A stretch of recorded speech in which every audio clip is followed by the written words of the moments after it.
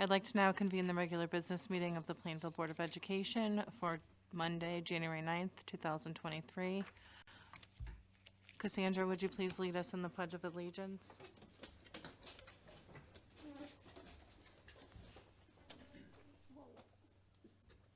I pledge allegiance to the flag of the United States of America and to the republic for which it stands, one nation, under God, indivisible, with liberty and justice for all. Thank you.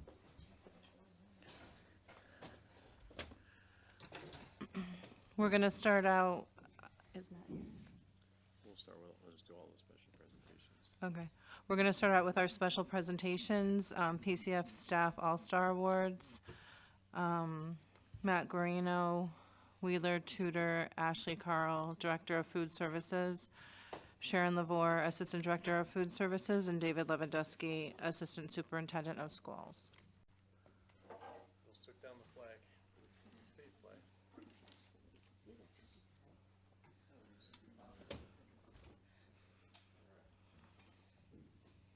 Well, we're doing a bit of a redo on 3 of these All-Star Awards because for different reasons, the All-Stars were not able to be here. One of them was the fault of my own. I somehow gave the wrong day of the week to one of the All-Stars, but so forgive me for that. Ashley, did you find our other All-Star? Okay. We'll get started. We have one new All-Star today that I'd like to acknowledge. So for those of you who didn't hear it last time, or for everyone in the audience, I did want to acknowledge Ashley Carl, who's our Director of Food Services here in Plainville. She has been with us for a few years now and has really done an outstanding job. I know Board Member Tyrell's in the industry and has been for a long time. And it's not an easy job in the most typical of times during COVID and serving meals, out in front of the building and grab-and-go bags and all the other things that had to happen.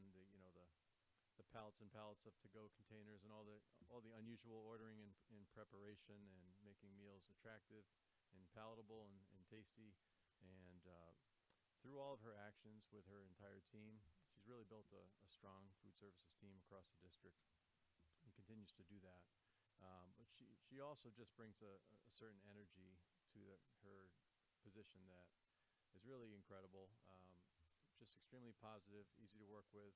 And through the work that she did over the last few years, she's been able to, given the subsidized programs, she's been able to increase our food meals prep participation astronomically from where it was, and made it into a very much more profitable situation, so that when COVID first began, we were in a pretty big hole, and we were trying to budget for how we're going to get ourselves out of this food services deficit.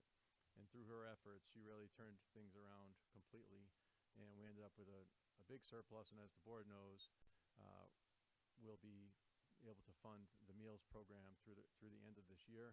Most districts have, or many districts anyway, have stopped for anyone who does not qualify for free and reduced meals as of December, when the monies ran out across the board in the state. But through all the realized savings that Ashley has made possible, we're able to continue that through the end of the year and give kids who might be on that cusp of not qualifying for free or perhaps a reduced meal, but really taking advantage of those meals and getting nutrition and tasty meals while at school. So in addition to that, I was able to kind of co-plan and host a Veterans Breakfast at the VFW in November, the week after Veterans Day. And I had done one in June with Scoops for Troops. We did another one in with the VFW and with Rotary. And really tremendous breakfasts, but it's a lot of work. The first one I was cooking with Mr. Ahern back in the kitchen, and I was pretty exhausted after a couple of hours, so I can't imagine what doing it all day is like. But it went really well. And the second one, Sharon Lavore, who's our other All-Star from our food services, she's the manager here at the cafeteria at the high school. Did I get that right? No, what's her title here? Assistant Director. I'm sorry, Sharon, I didn't mean to give you a demotion. assistant director here. They helped with ordering all the food. You know, Rotary paid for it, but they helped with ordering, putting everything together, so it was just so easy to pull the breakfast together, much easier than anything I could ever dream of. The last one Ashley insisted on coming. It was on a school day, and she was able to break away even though it was busy and she was down-staffed. She came over, she stepped in the kitchen and just took over, and it made things great. I was able to do other things and be out with the crowd, and she was just terrific. And I think she said she wants to do it again when we do the next one. So we had a great time, and really just a tremendous addition to this team. So I want to acknowledge and thank Ashley. Sharon Lavore is our other PCS All-Star from kind of associated for similar reasons, but she's unable to be here for, she's been out for a little bit. So we just want to send her positive thoughts and thank her very much, and I'll give her award to Ashley to give to her as well. So Ashley Carl.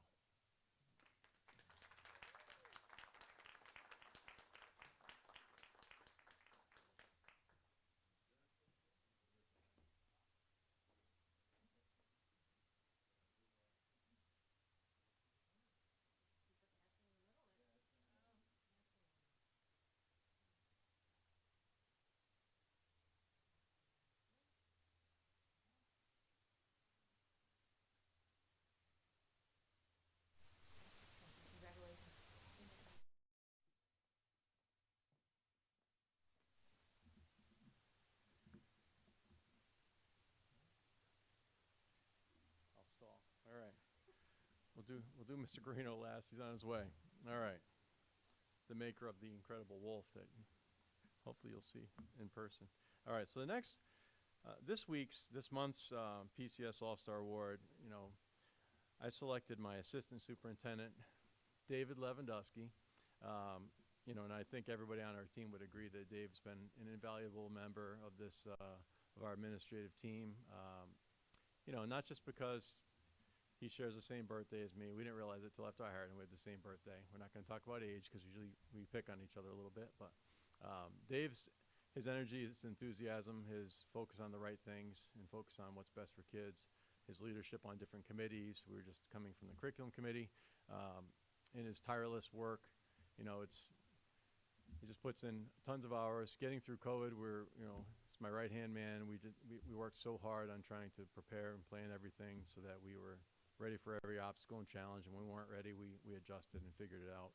But it's been, when I first took the role as superintendent, it's one of those things that Bob Villanova, one of my superintendent program, longtime superintendent of Farmington, said, it's different. As soon as you sign the paper and your first day in the office, it's just different. I was assistant for 3 years, but it's very different. So it's really important to have great people around you who support all your weaknesses. And I have a lot of weaknesses, so those of you that know me. Dave's much more brief, usually gives a thumbs up on the email. So that's kind of cool. I've learned that. I've picked up that trick, at least in written form sometimes. No, but I wanted to acknowledge Dave. I remember I received an award when it used to be, a different name from Maureen when she was super, and it meant a lot to me because I was working hard. And, Dave's much smarter and better dressed and harder working than me, so I thought it only right that we work really well together. I just want to acknowledge him publicly. So, Mr. Lewandowski, come on up.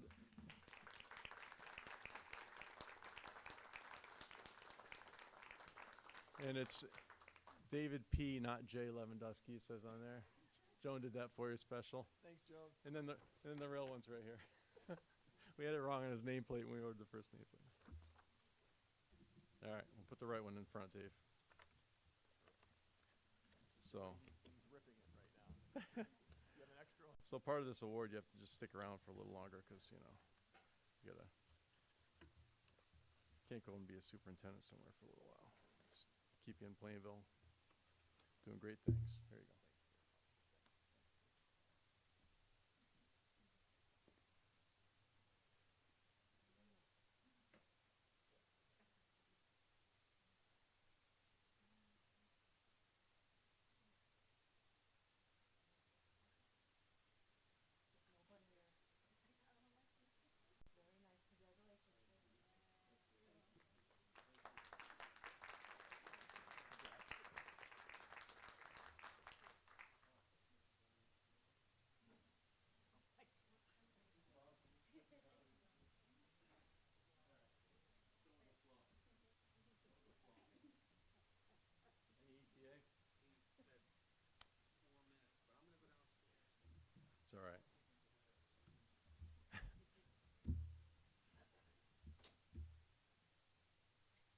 awkward silence.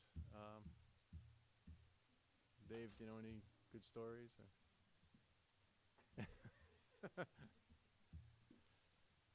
Looks like the weather's going to cooperate for a little while. Sorry, no snow days. Seniors, well, you're not a senior yet. You're only a junior. Val, do you have as part of your report about the VEX tonight? Okay, I won't spoil that for you. You told me some great news earlier. Very excited, but mum's the word. Let Val. So the next honoree is, of course, Matthew Guarino, and he's on his way. Those of you wondering, Kevin, were you able to find that at all? I was trying to buy you some more time. Yeah, the finished wolf. There was in the Wheeler Flash newsletter, the last one that I sent out to the SMORE, to the district update, but I just sent you the new link and email if you want to try to. Yep. Sorry to put you on the spot, Mr. Ross. Oh. So if you go down to the latest and scroll over to, just go slow because there's this is the next one. There it is. All right. Thank you, Mr. Ross.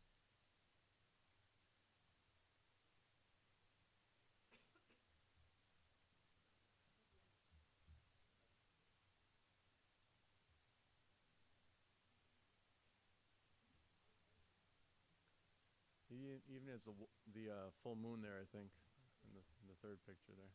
Just noticed that.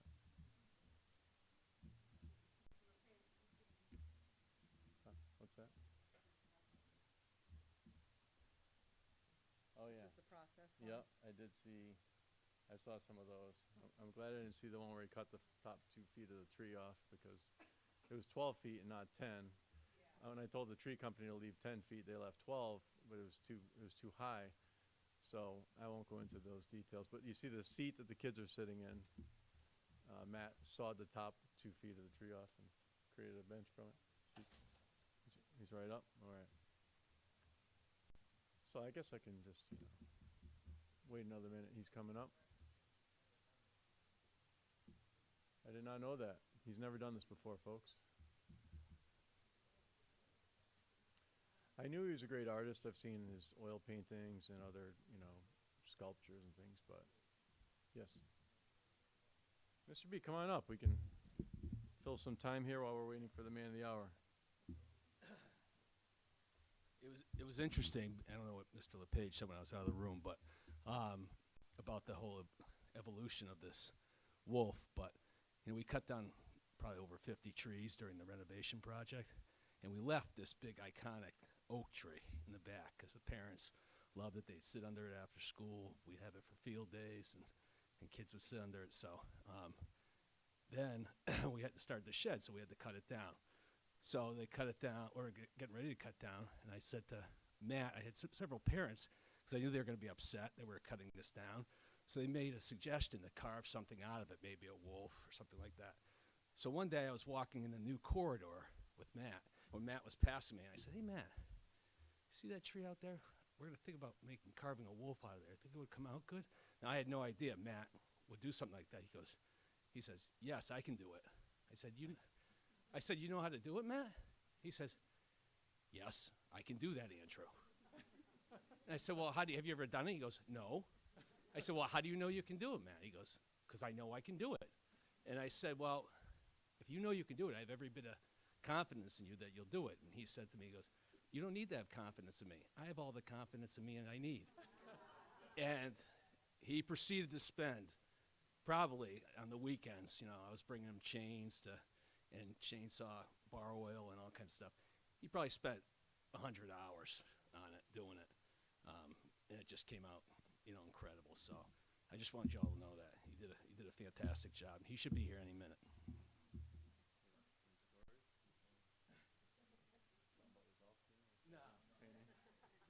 That's entertaining. Sorry to hold this up. Oh, see him? Hold on, everybody clap when he walks in.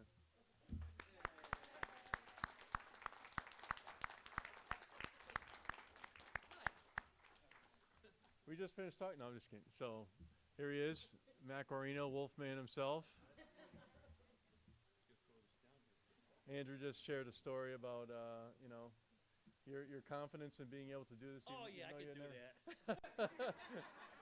He goes, have you ever done that before? Oh, No. I think I changed the subject. Oh, you didn't. I told him. He said, no, I haven't. I said, Oh. you think you can do it? He goes, yes, I can. I said, well, how do you know? I can do it. There you go. So as you know, Mr. Guarino, longtime educator, then administrator, principal to middle school, retires and becomes a renowned tutor, beloved tutor at Wheeler. I don't know about that. They love him over there, and I think you like leaving all your problems at the end of the day. You got to leave it right on the end of You the don't bring it home and think about it all night. You probably sleep much better now, and he's taken those skills and benefited Plainville and taken his artistic skills and just really gone above and beyond. When I first saw I sort of saw the first rough one. I'm like, oh, it looks a lot like a wolf, But then when he started to really get the details in, and tell me about how you colored it, Mr. Guarino. Yeah, It's like a Bob Ross lesson. Right? that's stain.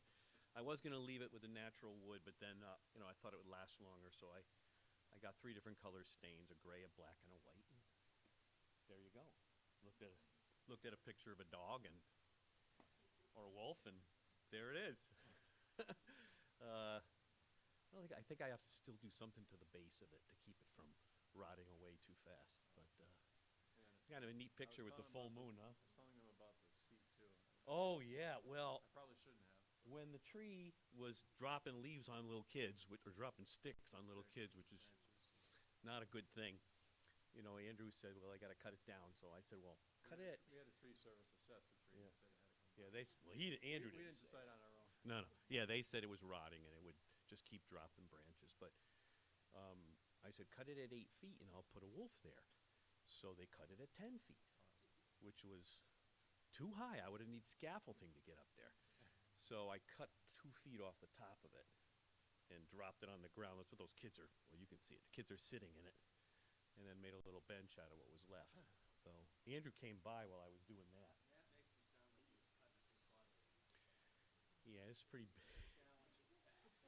Well, my son Ray came by, and then Andrew had to go over to P. Bernier's house and get these pry bars, so we could. Because once I cut the top off, it just boom, sat on there.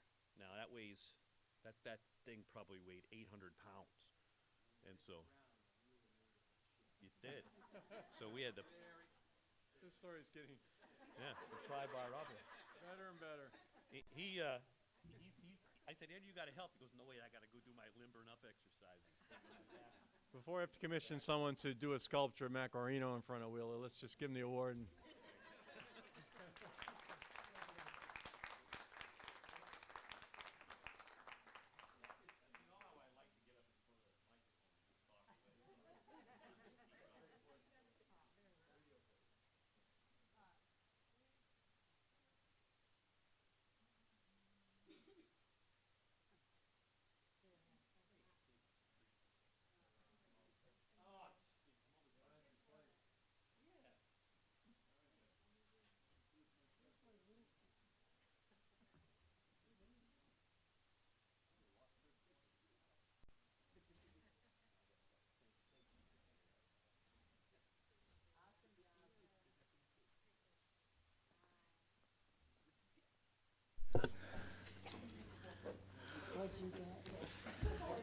Thank you. You can't leave, Dave, sorry.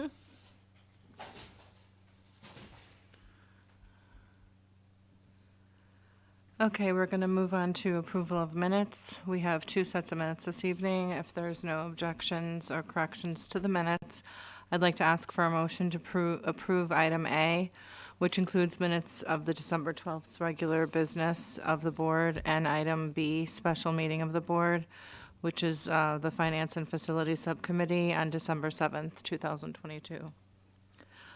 Are there any corrections or concerns? Do I have a motion to approve items A and B? Madam Chairman, I move we approve the minutes of the regular meeting of Plainville Board of Education on December 12th, 2022, and also approve the minutes of the December 7th, 2022 special meeting of the Board of Education, the Facilities and Finance Subcommittee meeting. Do I have a second? Second. All in favor, show of hands.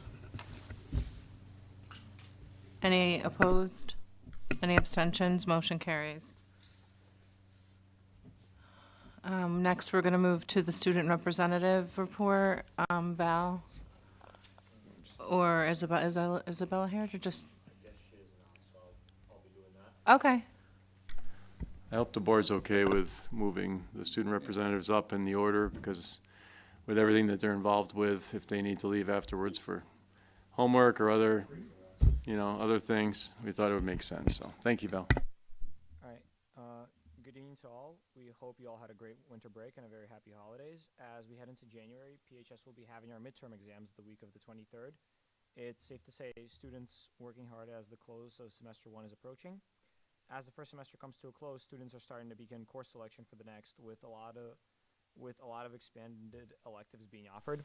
Most notably, a new STEM elective in the ECT Technology Department, Engineering Concepts. I was very pleased to see it's level 1, which is good to see that there's going to be more of that offered. In addition, senior college application season is coming to an end, with most applications being due at the beginning of this month. As one door shuts, another opens, with decisions for said colleges beginning to come out.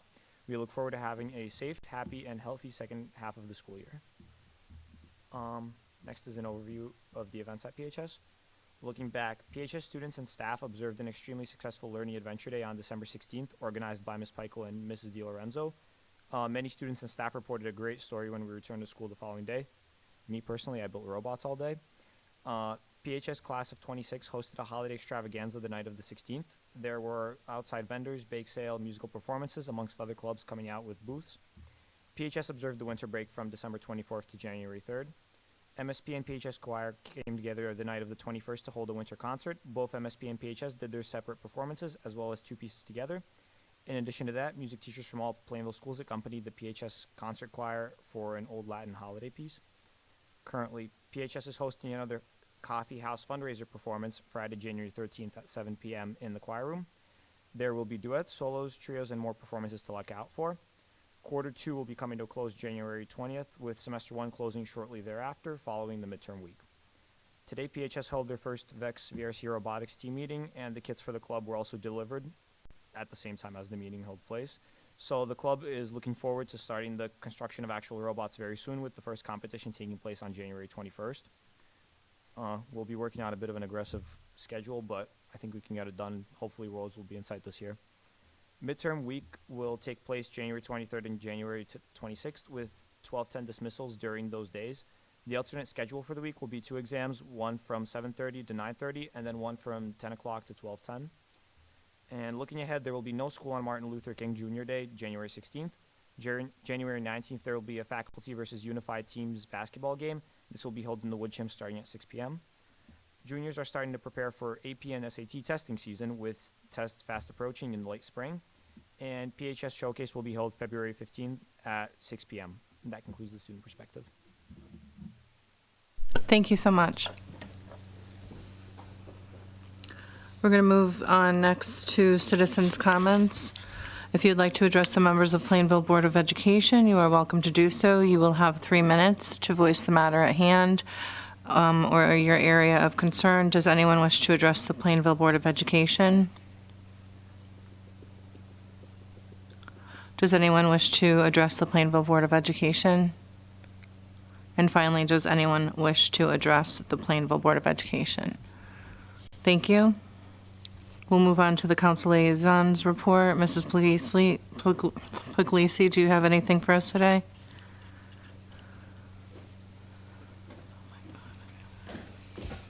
Good evening, everybody. Happy New Year. Hope it's a good one for everybody. First of all, Catherine Puglisi from Town Council, 50 West Broad Street.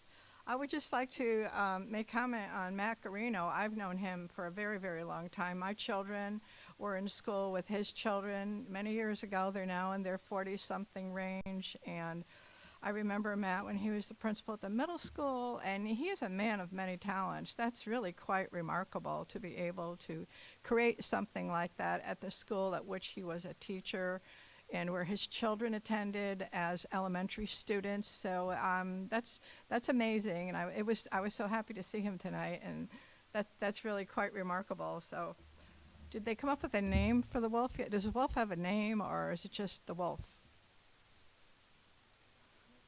I don't know. Have to maybe have a contest and name the wolf, but it's really very, very nice. I just wanted to mention that. So, Town Council. We had our meeting on January the 3rd. As part of our meeting, we had Mr. Matthew Hart. He's the Executive Director of the Capital Region Council of Governments. It's really known as CROG. This is a group that towns have joined in order to implement regional programs for the benefit of the towns and the region. It's guided by chief elected officers of the 38 Metro Hartford municipalities. Mayors, first selectmen, town council chairman make up the governing policy body. And the reason we had Matt come in was to just give us a little bit of an overview as to what CROG actually does for the region. And a few of the things he does is to help members improve government efficiency and save tax dollars through shared services and other direct service initiatives. They promote efficient transportation systems, responsible land use and preservation of land and natural resources, and effective economic development. They strengthen the capital city of Hartford as the core of a strong region of our economic, social, and cultural center. They also advocate for the region and its towns with state and federal governments. Strengthening our region community helps to coordinate regional agencies and programs and assist local governments and citizens in articulating, advocating, and implementing the vision, needs, and values of their regional community. So just to put specific language about how has this impacted Plainville. As a member of CROG, we often get federal dollars that flow from the federal government, particularly transportation and road improvement dollars. So it flows from the federal government, and CROG administers these dollars for local improvements that occur in Plainville. So for example, when we had some major road work done recently on Route 10, I don't know if you remember it, but a few summers ago, Route 10, a large portion of Route 10 was reconstructed and lots of things happened there. That was administered through CROG, and they had federal dollars come to them, and they took care of that whole program. The town didn't pay anything for that. And there have been other areas in town that have been done to that effect. We had some Town Line Road work done recently, the whole of Town Line Road. That's another example of CROG helping out administering federal road dollars that are utilized in Plainville. We have another very large road project coming up, which is the repaving of Whiting Street in Plainville. As everybody knows, Whiting Street is in really pretty tough condition. We've been looking at that for a number of years. We did have the dollars allocated to us, and that will be done this coming paving season. So in the spring, that will happen. Again, this is another project that CROG is going to help coordinate through the town of Plainville, and it improves our roadway. So those are examples of what CROG has been able to do locally for Plainville. They're a very busy organization, and they do this for a great many cities and towns that are involved in that community. Second thing we talked about was our Aviation Commission. The Aviation Commission has decided to form a joint subcommittee of members of the Town Council to discuss the airport lease agreement and other capital project at the airport. The list of the current and potential capital improvement projects include the apron repair, the runway and taxi extension, T-hangar design and construction, AWAS and PAPI installation. What that is, it's a bunch of acronyms, but it actually is weather detecting systems that can be installed down there. A great many of these things, again, is paid for by the federal government. The state also helps us pay for some of this, so normally the local dollars are very, very small in comparison to the total project cost. We're going to go through some building assessment rehabilitation, safety and security assessment, which could include some fencing and installation, new wind cone, and different things that are needed at the airport. The commission members are going to comprise of 7 members. Dave King and Frank Colley are from the Aviation Commission. I will be on it along with Vice Chair Underwood, Town Manager Paulus, Assistant Town Manager Sirioli, and Robert Lee is going to be helping us out through that. Robert Lee has a long, extensive relationship with understanding the airport and its uses and how we can best utilize that. So we're going to use some of his long-term experience and expertise to help us with some of these things. And the last thing we talked about was email notification from the town website. The town website provides an opportunity for residents to sign up for email alerts and notices in addition to the code red emergency notification system and tax payment reminders that are found on the main webpage. Using the email alert system, residents may opt in to receive 1 or more messages from 4 different categories: urgent alert, news or announcements, meeting agendas, and meeting minutes. All you have to do is submit your email and select which notices you'd like to see. I know there's a number of residents that have signed up for this service, and they get notified on all meetings that occur in the town. They also they're able to access all the minutes that occur. So I think it's a really kind of a nice feature. Sometimes people don't realize what's out there, but it is a good thing to have. And one last thing I just wanted to mention, and I noticed Superintendent LePage in your report, an item to speak about Verizon cell tower. Have you gotten the latest on that from the town? Okay. Okay, then I won't preempt it. The council did have a conversation about that, and there has been some updates since we last met, so I will let you take that over. Yeah. Okay. Yeah, I think it's just going to be, nothing's decided. It's going to be, that conversation is going to be probably a long time out, and we're just waiting to get some more information. The council was concerned about locations, about the neighborhood, about the school, about all kinds of things, and as it turns out, we're nowhere near close to actually having any of that happen yet. And of course, the school will be involved in all of those conversations that may happen down the road. So, but it has changed a little bit since we last spoke. And that's it for my report. I'd be happy to answer any questions if anybody has any for me. I look forward to seeing all of you at the joint budget session at the end of this month to get all of the budgeting things underway and have a first look at what's going to happen on both the board side and the council side, and see where we go from there. Okay, thank you.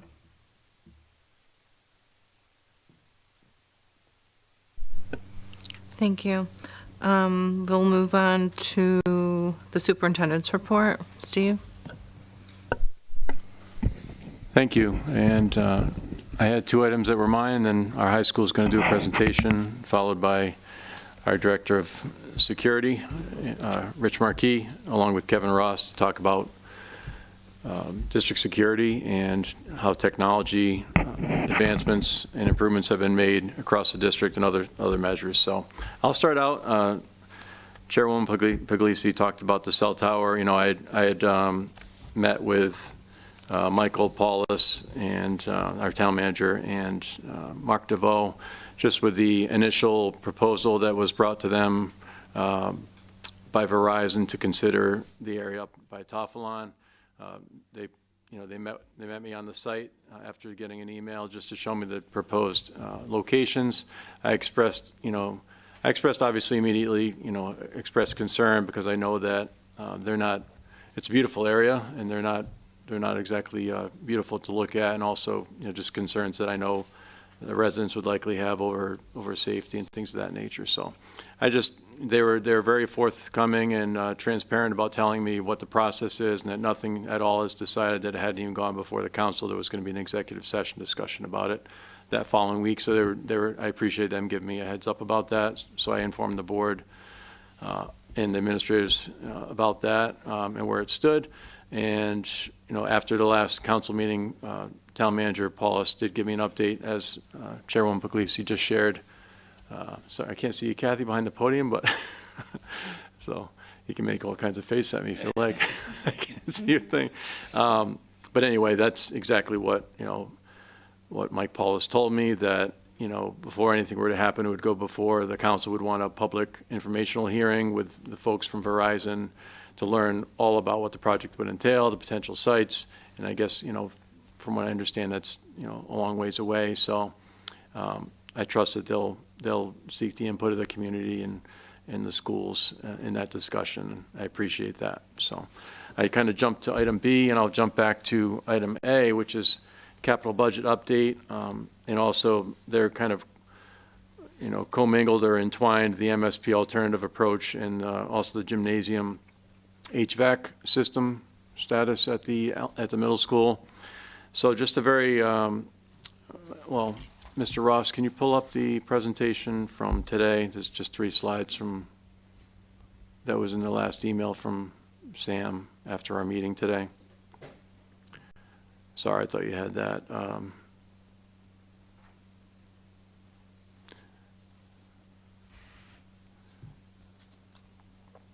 So while Mr. Ross is pulling that up, there was, as you know, the board's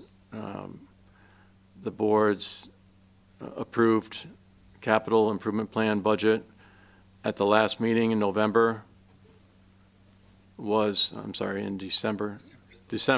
Thank you. We're in January now. Happy New Year. Yes, that's it. It was a total of $4.173 million. And that the reason for it being so large, a lot of discussion was held about this. We had a meeting prior to the last board meeting with the Finance and Facilities Subcommittee, which Mr. White leads, and other members, several members of the board were at. Really just trying to plan ahead, being transparent about the needs of the middle school. As we know, the Renovate Like New project that we had prepared to submit last June ultimately did not pass by the council due to the extensive cost of that project. It was over $58 million at that point. So the council did not vote that for us to apply for the application, to submit our application that was completed at that time. So as such, as I explained at a previous board meeting, it's the last board meeting with capital. The reason that number is so large, when it's normally in the $300,000 to $400,000 range, of approved capital for the Board of Education and town's capital budget, is that we included the critical areas of the middle school that were identified through all the work that led up through the engineering reports and working with the architects and working with the Construction Solutions Group. The things that are most critical are past their expected life is the terminology. So we built those items into the budget because if something were to fail, and some things have already failed and more will likely fail, we wanted to make sure that we were expressing the things that needed to be done in a relatively timely manner. So, I thought it was important we did that from the Board of Education's perspective, and I appreciate the board approving that budget, even though the full reality, we understand that it was very unlikely that it would be approved by the town manager or then by the council, which are the next 2 steps. I met with the town manager earlier last week, and we discussed what would be his recommended capital improvement budget for the Board of Education. In full disclosure, he said somewhere in the $370,000 to $375,000 range. You can see that I have $385,000 in there, and I'll explain that in a second. I'm not trying to be disrespectful of his request, but I'm just going to share what led to that. The intent of that was to pull out there were further discussions after the last capital budget meeting, after the board approved their capital budget regarding the middle school and how to address those needs in a way that the majority of the council are more comfortable with, rather than doing a full Renovate Like New project. I did express that doing a full Renovate Like New project is the preferred method of myself, and I know the Board of Education had approved going for that application last year. So ultimately getting, between 60 and 65 cents back on a dollar on approved Renovate Like New costs is the way to go. That being said, it wasn't approved, and it's a large amount of money. Interest rates are high, recession, all the other things that are happening. were, my understanding, the reasoning for the looking at another alternative that was more agreeable.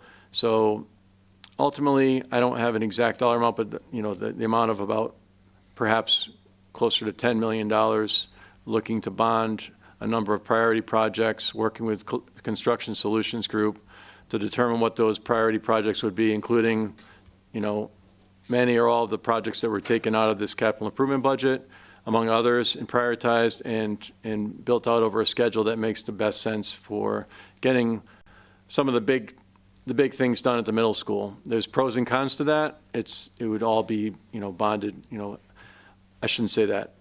Much of it would be bonded fully at the expense of the town through the bond. However, we are working with Construction Solutions Group, who are in the process of recontracting with them for a different program than the Renovate Like New, trying to help us to navigate this process, meeting with the state, determining what would be coverable expenses that we could apply for a grant for a smaller amount, things like perhaps the roof. There have been security grants in the past, perhaps some security items, and perhaps some HVAC items because of the HVAC legislation that's been passed. If there's funding available, the last HVAC grant was kind of dropped on everybody with not enough time to apply unless you're already actively in the middle of a project application. So there's a lot up in the air, but when I did meet after the last capital budget was approved by the board, hearing that there was no majority, appetite to go forward with the project, looking to get some things done that will make the school better, safer, and just better all around. Not the full package that we want, but something that we can get a lot of things done. We proceeded in meeting with CSG, meeting with our team, our facilities director, our technology director, my business manager, and Micah Paulus and Andy Cirielli. I probably said it wrong. And mapping out a plan. So that's where we are now. If you could go to the next slide, Kevin. So I met with Mr. Ross today, technology director, Mike Smith, our facilities director, and Sam Adlerstein, our director of finance and operations, or business and operations. And we went through trying to find a number around $375,000 for some of those recurring costs that have for a long time been built into the capital improvement budget around technology, mostly technology. So in that green column, there's a lot on this spreadsheet. We're supposed to budget out 5 years, which you see. The things that are in green, those little singletons under fiscal year 25, are items we moved over to next year that we said we can put off or perhaps pay through other means, like some of our available grant funds. What we kept in there are we have a vehicle that's really needed by our facilities department. That's a 2006 Chevy van. It's in really, really bad shape. They want to get a box truck for all the many needs of moving things around town and all the repairs that they do. So that was kept in there from facilities. And the only other item from facilities is the repair and soffits and downspouts at Toflon that are really bad shape and they need to be done or it's going to create further damage. We're hoping those prices, they might come in lower than that, especially maybe the soffit and downspouts. Those are estimates, best estimates at this point. So that could get us closer to where the town manager asked me to be. As far as Chromebooks, they've gone up in price and they haven't come down. So Mr. Ross is really working hard to do the best he can to get the best technology replacement prices for those. That's for 3 grades of Chromebooks. That has been the replacement cycle.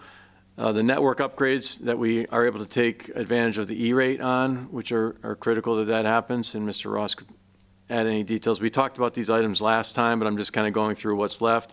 The staff laptops at the middle school, it just happens to be the middle school at the same time as everything else needed at the middle school, but there's $65,000 for all the staff laptops. They're 6 years old. They'd be going on 7 years old. They're at or past their life now, so they really need to be done. And then the labs, there was a lab, 2 labs at the high school that were planned within this plan to be done, and one at the high school, one at the middle school. A middle school STEM lab, and then at the high school, it was the art and technology lab down where Mr. Pyers and Mr. Helming use for their courses that needed to be upgraded. So we kept one in there. We moved one to next year. Last year we did one, and it was half funded by the adult education grant because it's used by the adult education program. So they were able to fund half of that. That's why it was only $18,750 last year. So just explaining some of the moving numbers, but we were able to get it to a number of 385,000 at this point. From here, you know, as I mentioned at the last meeting, the capital budget is different than the operating budget. You know, although it was dramatically reduced and there's differences of, you know, opinion on how to handle the middle school projects, I'm glad we have a plan to get some things done, and that we're moving forward with a plan in lieu of no plan, because what was clear from the Renovate Like New application preparations that we can't do nothing. We have to do something. And if we can't do a Renovate Like New project, we have to do something, and this is one way to tackle a bunch of the bigger projects that need to be done. Just dovetailing with that, the last item for my talking, then I'll turn it over to a more interesting team from the high school, is the gymnasium HVAC status. The original amount that was in the initial capital budget that the board approved was $420,000 to do just the air conditioning in the gym.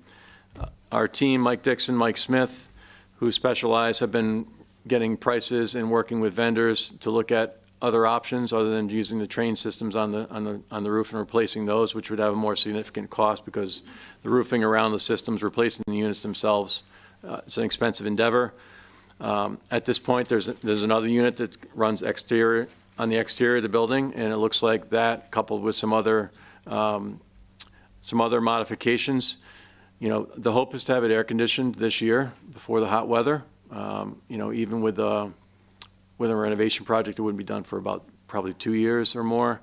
So we're hoping to really prioritize that. The air quality in there is really bad. I hear complaints every year from kids, from some parents, from staff, from myself when I'm in there for the 8th grade ceremony. And it's, you know, some years we get really lucky and it's about 75 or 80. Other years it's closer to 90 or so. So we're trying to really get that done. And, you know, I had mentioned we're planning to use some ESSER funds to help contribute toward that and get that done in a timely manner. So once we have those numbers, we will present that to the board as one of our ESSER projects, like we did with the Learning Commons at the high school here, and also with the playscapes at Linden that we were able to complete with the board's approval, because they're larger projects. There's one more that we're going to have Mr. Ross present to you as well.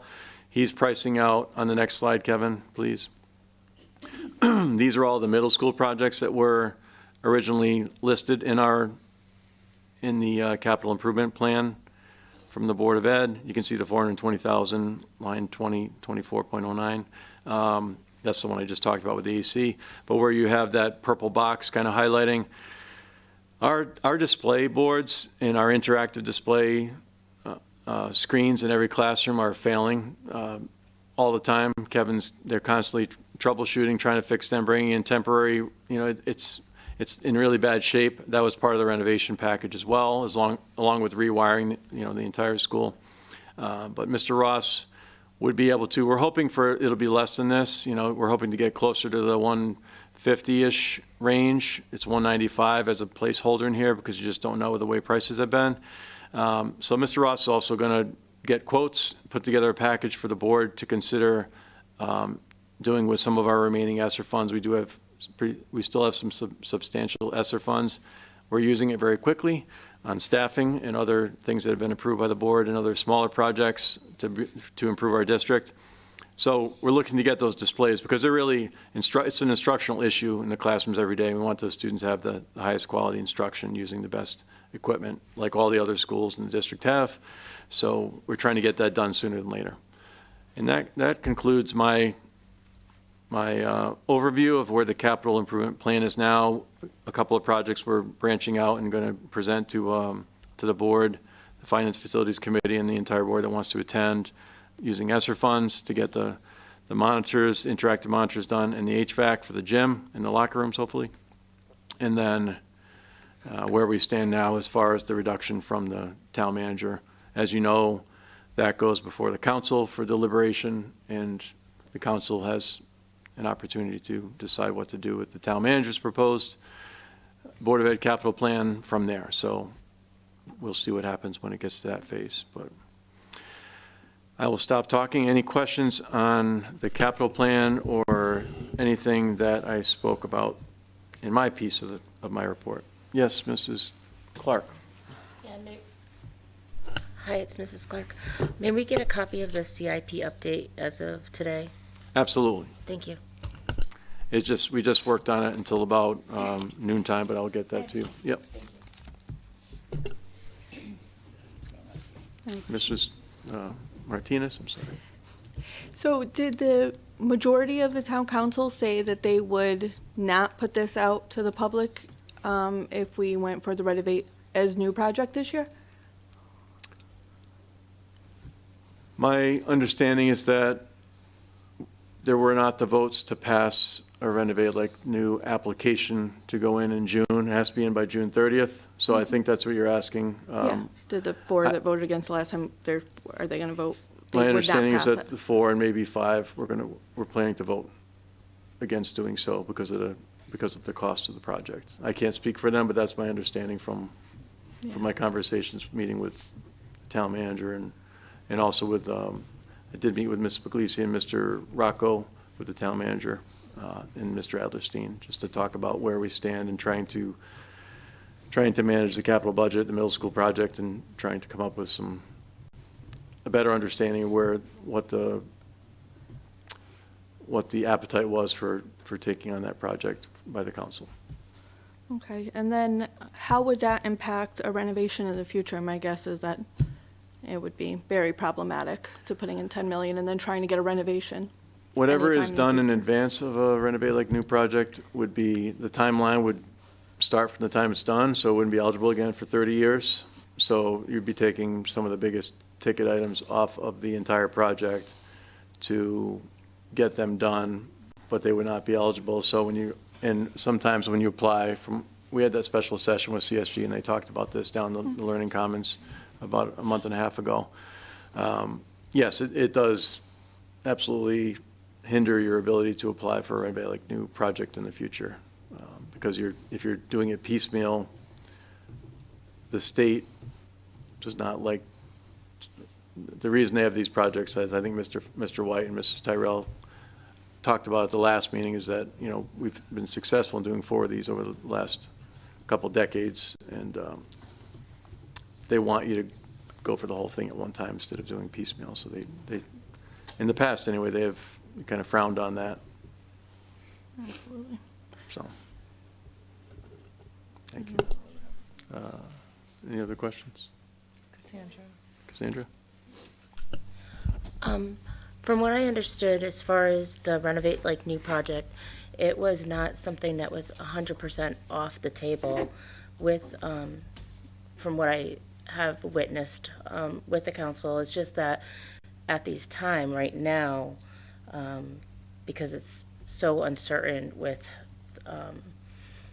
the economy, that they didn't want to put the burden on the taxpayers.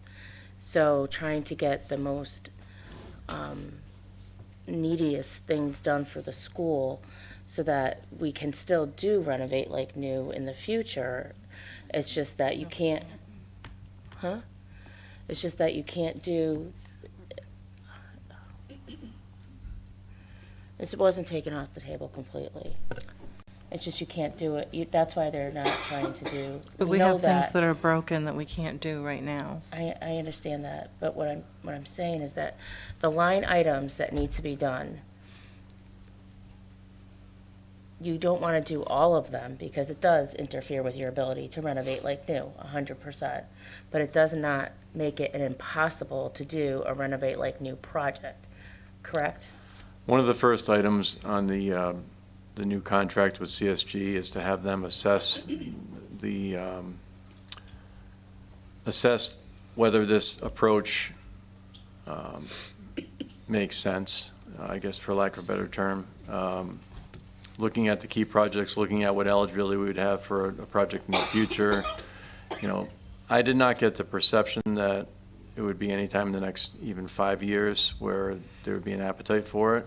That was at least the that was what was conveyed to me, that, you know, not now and not likely in the next 5 years, maybe longer. So, you know, honestly, you know, I work for Plainville, and I care deeply about these schools and my leadership of these schools, and I firmly believe that's the best, most sensible way to go, because you're getting at least 60 cents back, even with our overage on size with the student population. You know, I've said this before, and I have to because it's what I believe, but, Right. you know, I'm trying to understand both sides of the perspective. Right. I just want to make sure that that both sides are represented properly, that it wasn't that it was taken off the table completely for 30 years, that it was not said by the council that you're not going to be able to renovate like new for another 30 years. I just want to make sure people watching are not under the perception that the council did not say, do not present to us for 30 years a renovate like new project for MSP. Right, but, so, not exactly in those terms, but I would say that so I'm in a rock and a hard place, because we need to get things done, and we need to get them done soon, and we've put things off for years, saying we're gonna do it when we can renovate like new, when we hit the 30-year mark. We're at the going on 31 years now. That's why the application was prepared. By not doing that, we have things that are breaking, things that are past their life, and they need to be done. So if we don't do them, then we're risking a catastrophic failure of major systems. If we do them in advance of a renovate like new application, it significantly impacts our ability to apply for a renovate like new application. So it's really a tough spot to be in. You know, the best, in my opinion, as an educational leader, the best thing to do, as many of my colleagues around the state are doing right now, you know, huge projects, is to take advantage of the money that's available from the state in order to do these projects in the way that they designed this program for. And I know it takes time, and I know it's not a great time with the cost of everything and the escalation and the shortage of materials. But, you know, that being said, you know, there's still a huge return on the investment in your schools that's incentivized by the state. So, you know, it's one of those situations where I'm happy we're doing some things. If the project is not at a point where it can be approved in June, if it were approved in June, it would still be about 2 years before a lot of these things were, you know, you're not breaking ground. It has to go to the legislature, then you're breaking ground, and then, you know, it would be, if it goes through in June, by June 30th, because it's not eligible until June now for the next, you know, the next legislative cycle for approval. You know, the referendum would be the following year, most likely in November. It would be, you know, probably 4 years from now before, you know, anything significant was done in the school. So, you know, time was of the essence, and now we're further behind. So there's a lot that has to be done. And, you know, is the school falling down? No, there's a lot of great features of the school, and we're trying to make the best of the situation we're in.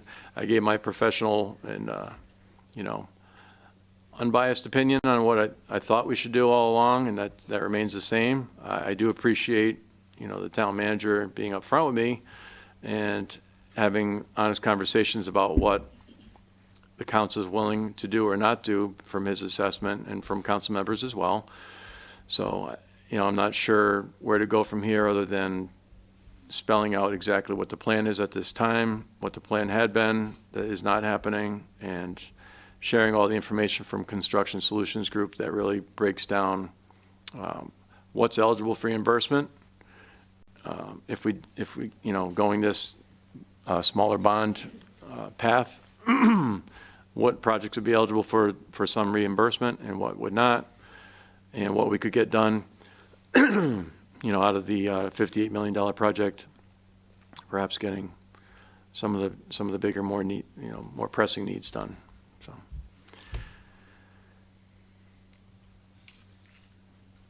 questions, comments? Anyone?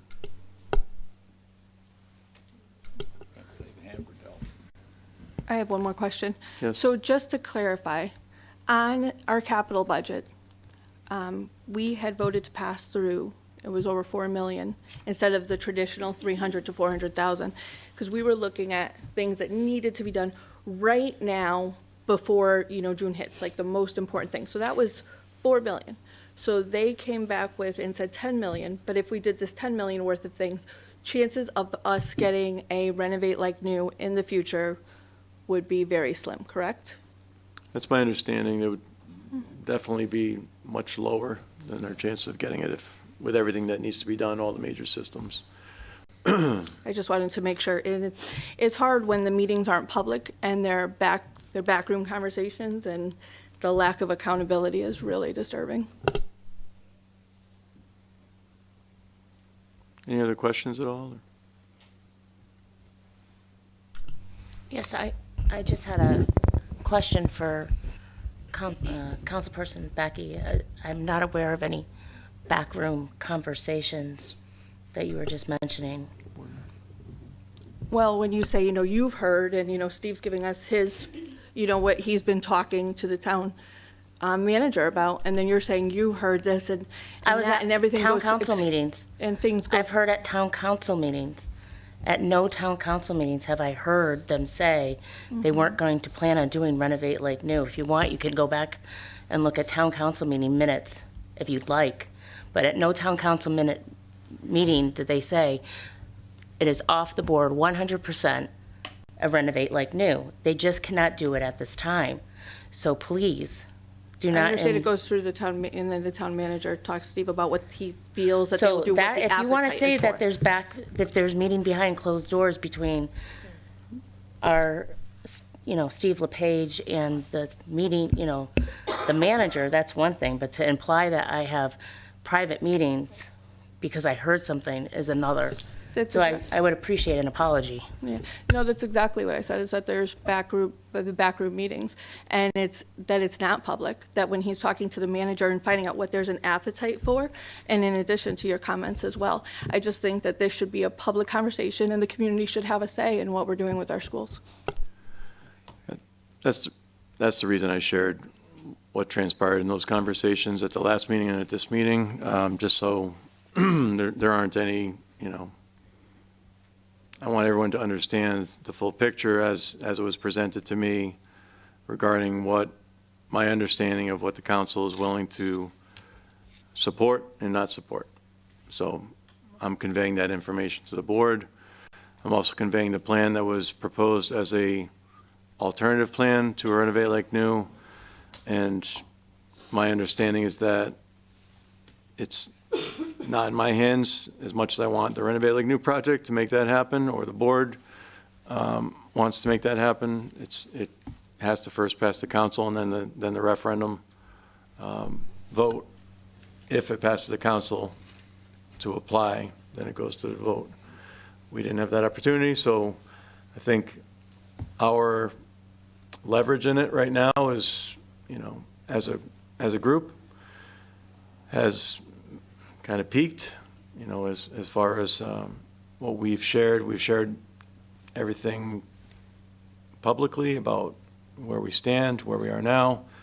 I'll be sharing more throughout the course of the budget process with the town, because they get all my budget documents. All the meetings are public. I put a big excerpt in my newsletter about the budget process, hoping everybody reads that. We've had about 700 viewers so far. Usually get about 1,000, but I'm trying to be as forthcoming and transparent as I can, as we are with our full budget process, but that's where we stand right now. Question. Has the town made it public to the families? Are we speaking to parents? Are we letting them know the situation? And do parents of these students have any say in what the town council chooses to approve and chooses to not approve?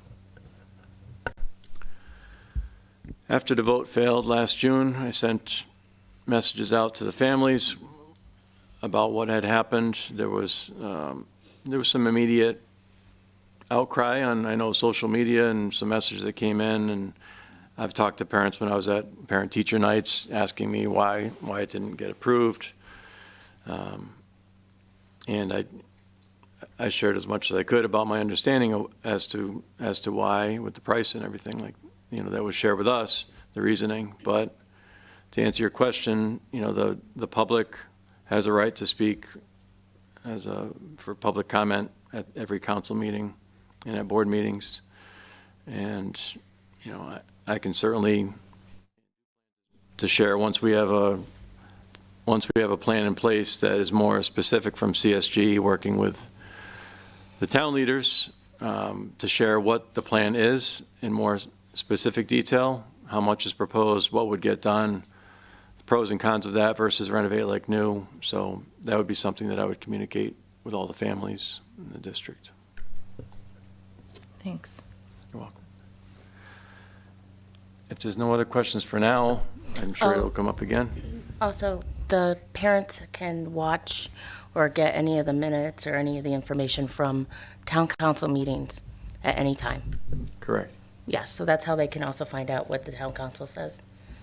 Right, but it It's hasn't posted. been specifically directed to parents so that they're aware of what's going on and that the town council is basically reneging on a didn't 30-year, they reneged on a 30-year contract that was now due this month.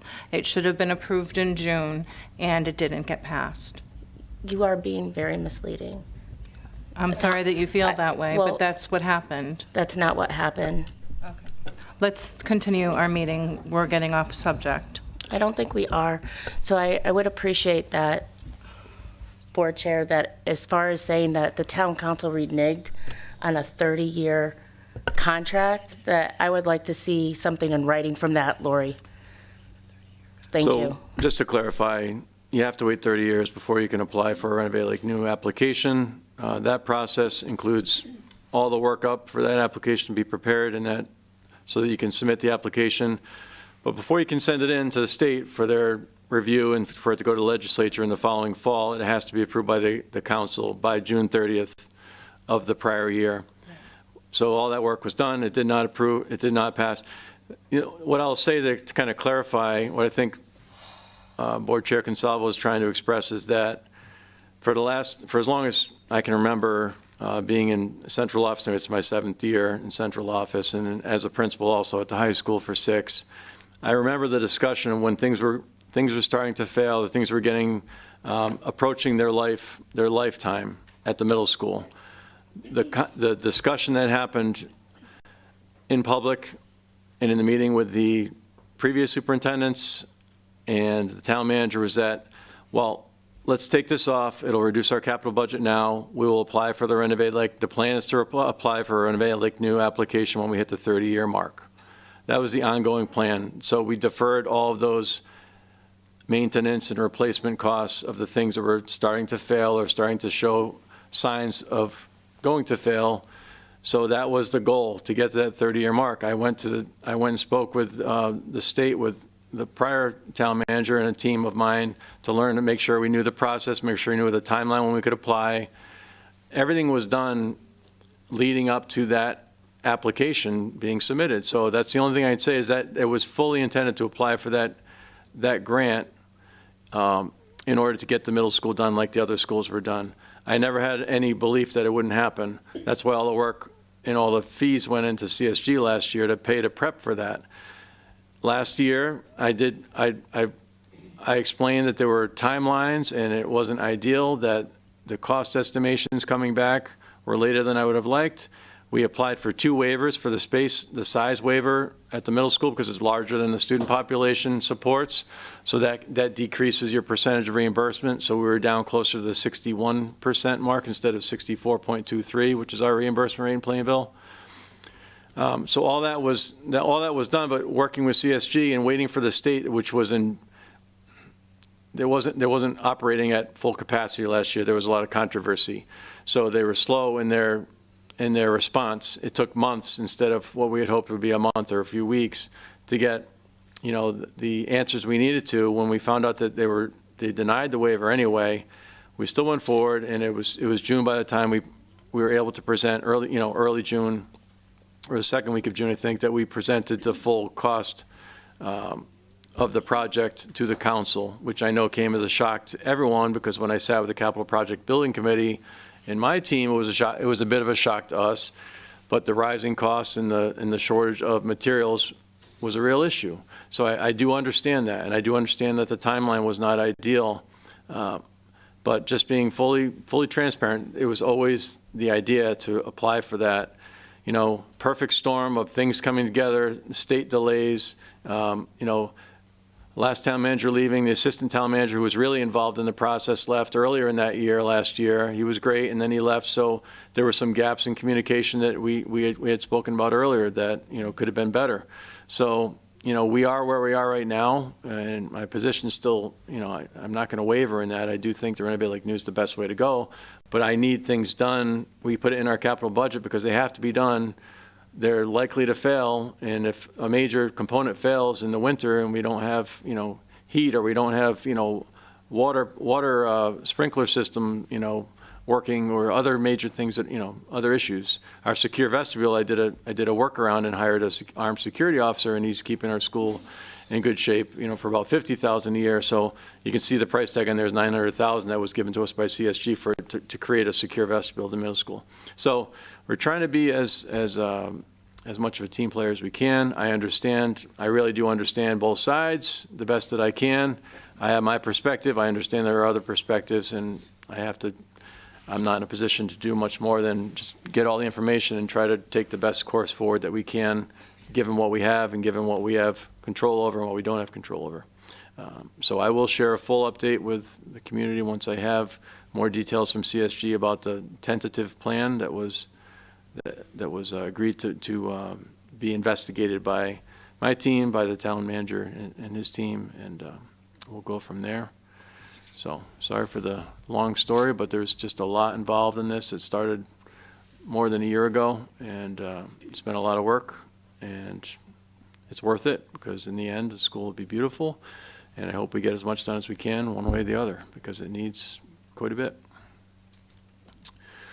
So with that, I know there'll probably be more discussion. We have three scheduled budget meetings and a fourth if we need it coming up. Next week there's 2, the following week there's 1, and then we have another one the following week after that. So there'll be a lot of discussion about our operating budget, and I'm sure we'll also talk, well, I know we'll also talk about capital again as well. There's, rising costs everywhere, and talking to other superintendent colleagues of mine, the percentages that are coming in with their budgets are unheard of. So we're doing our best to find a way forward, given the times we're in. More about that next week. You're welcome to come and join that interesting and enlightening experience. Yes, and with that, I wanted to make it really easy for the high school team to step in and not have a nice stress-free night, just sharing all the great things happening at the high school. Mr. Johnson, Mr. Coe, Mrs. DiLorenzo. I guess Mr. Johnson's going to speak, and then the other partner, the assistant principals, will add insights as well. I think you'll be pleased by the report from Mr. Johnson. We went through it earlier today as well, and I'm really proud of a lot of things happening at the high school. So, and there's a lot of work to be done. They're doing a lot of things, planning for a lot of things in the future. So, Mr. Johnson, the floor is yours, sir. Thank you. Mr. Cole looked over at me and was concerned about the length of my presentation a few moments ago, so I'll try to be brief. It's got to be shorter than the one we just had. Thank you, Jonathan. No, as I always say, I thank you, the Board of Education, for inviting me to speak tonight. It's one of my great honors to be able to speak about Plainville High School and speak about the great things that we're doing, and also the great things that we know we have to do in the future, all for the benefit of our students. So as I always like to show, I just wanted to highlight that currently of our classes at PHS, it's always very hard for me to think of the class of 2026 and then the class of 2027 will be arriving. But currently the class of 2026 is our largest class, actually at 202 students. And then the other classes are all right around about 160 students, give or take. Over time, our enrollment at PHS, at least I look back, in the 7 years I've been here, it stayed pretty consistent at PHS, right around 690 students. If you go to the next slide, just quickly, I wanted to highlight as well just the staff that we have at PHS, and I'll highlight some things as we go through, but just really proud of the staff we have and the faculty and the hard work they put in day out to support our students. I just want to mention too, in the background they're a little dark, but I try to put a lot of photos from life at PHS during the course of the year. That photo there, very excited that we were able to have the Veterans Day breakfast back in kind of its full form. Also too, that photo we'll talk about with the Learning Adventure Days a little bit, but just wanted to highlight those are our recruiters sitting at the table. And then you can also see our Marine recruiter there. And we're very proud of the relationship we have with our recruiters at PHS, and in that the reciprocal of what they've done for us, helping us especially with the Learning Adventure Days. On the next slide, you'll see some information about SAT and PSAT scores. We broke this up by class. You know, one of the themes I think I could talk about is that we bring our classes to right around a similar point each time by the time they take the school day SAT in March. We seem to always reach that 980, 970 mark right there. One of our major goals, and I'll show you something in a minute with the sophomore class, is really trying to bring that bar up. One of the things we are proud of, though, is the consistent growth that we see among our classes when we test them in the PSAT and SAT. And so you can see the 4 tests that the current senior class took as part of their time at PHS. While I'll always say we want our scores to be higher on the SAT and PSAT, I'm going to brag a little bit in terms of the fact that there's a lot of other schools that saw a pretty dramatic decline in scores during the pandemic, and we've been very proud of the fact that we've held pretty consistent during that time. If you go to the next slide, you'll see for the class of 2024, again showing consistent growth over time for their PSATs, and we'll be obviously interested as they take it next year. On the next slide, you'll see both the class of 2025 and then also the class of 2026. I just really wanted to highlight the sophomore class, the class of 2025. If you know us, we are incredibly impressed with the jump that they made this year. So when we got back the results from the fall administration of the PSAT, you can see there was about a 110-point jump there in their PSAT scores from freshman year. And I give a lot of credit to our teachers and a lot of the interventions that we're trying to put in place inside our classrooms to assist students. And I think we're seeing the payoff, which gives me hope that you're going to see, that bar we're always trying to raise, that we're going to get there. And in the class of 2026, you can see that they're starting at a pretty good point with the 850. On the next slide, I just wanted to really highlight, I like to talk about the class of 2022. And really this is going to lead a little bit into kind of our conversation about career pathways and also learning adventures and the things we're doing at the high school, student success plans. And I want to give you a little window of the class of 2022. 78% of the class of 2022 went on to higher education. We broke it out there on the right in terms of 4-year colleges and 2-year colleges and also in-state and out-of-state school. We also had 9% of students go on to vocational or trade schools. 2% of our students went on to the military. 4% of our students went directly into the workforce. 3% stated that they were doing a gap year experience, which could also be a post-secondary year at a school. And then also we had 2% undecided. One of our major goals is that we get to the point where that 2% doesn't exist. We want to make sure that every one of our students has a pathway for their post-secondary life. I mention this just because, we look at our student body and we really think about what are their post-secondary plans and what are their pathways. And I hope what you can see from those numbers is that we have a really varied population of students of what they decide to do after high school. And so we really try to meet those needs by presenting them with different pathways that they can undertake and that they can use for their success in the future as they think about that with their families. On the next slide, just a little more info about the class of 2022. The class completed over 4,300 hours of community service. I think that's a real credit to the class as well, given the challenges of the pandemic in doing community service. Over 40% of the class took one or more UConn ECE classes while they were at Plainville High School. You know, as a UConn alum, I'm very biased on this, but I'm very proud of the relationship we have with UConn and the ECE courses that students take. We added, and you know, thank you obviously to the board for their approval. Last year we added an intro to education class, which we had our first group of students working their way through. The board also last year had approved a special education class, which we hope to run next year. So we're trying to always look for more opportunities for students. It also says there, and I didn't do the math on the amount of money saved, but you can also see there was over 675 college credits through 205 courses taken.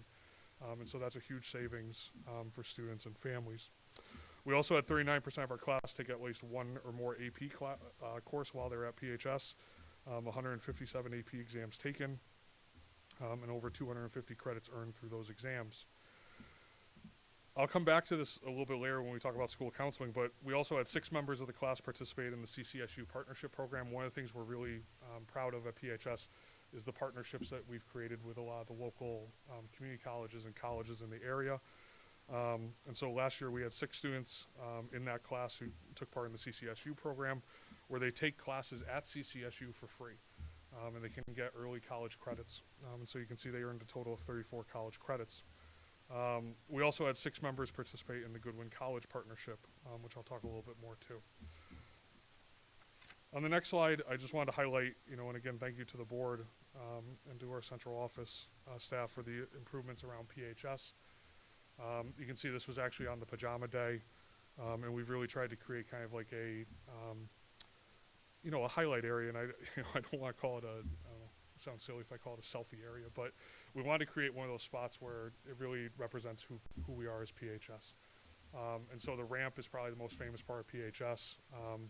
And so we want to make sure that you know, that moniker that we talk about a lot, once a Blue Devil, always a Blue Devil, is very prevalent and very sticks out.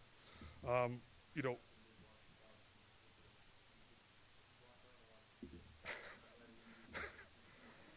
yeah, it's one of those moments where you realize how large you are, and I don't know if it was perspective. Yeah, I'm not sure it was perspective, but and then on the next slide you can see some of the other improvements, especially around branding. I take a lot of pride in this. When we had our Learning Adventure Day in December, we actually had an alumnus come back, and he was actually speaking with Mrs. DiLorenzo and was saying, you know, he always was incredibly proud of this high school and how it looked and, you know, the pride people took in it. But he was amazed by how much, and he works for the Orioles organization, and he was saying how much it looks like a college campus.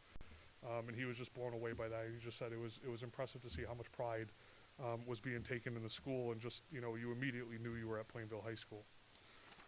On the next slide, again, you know, I can't thank the board enough for their support of the Learning Commons project.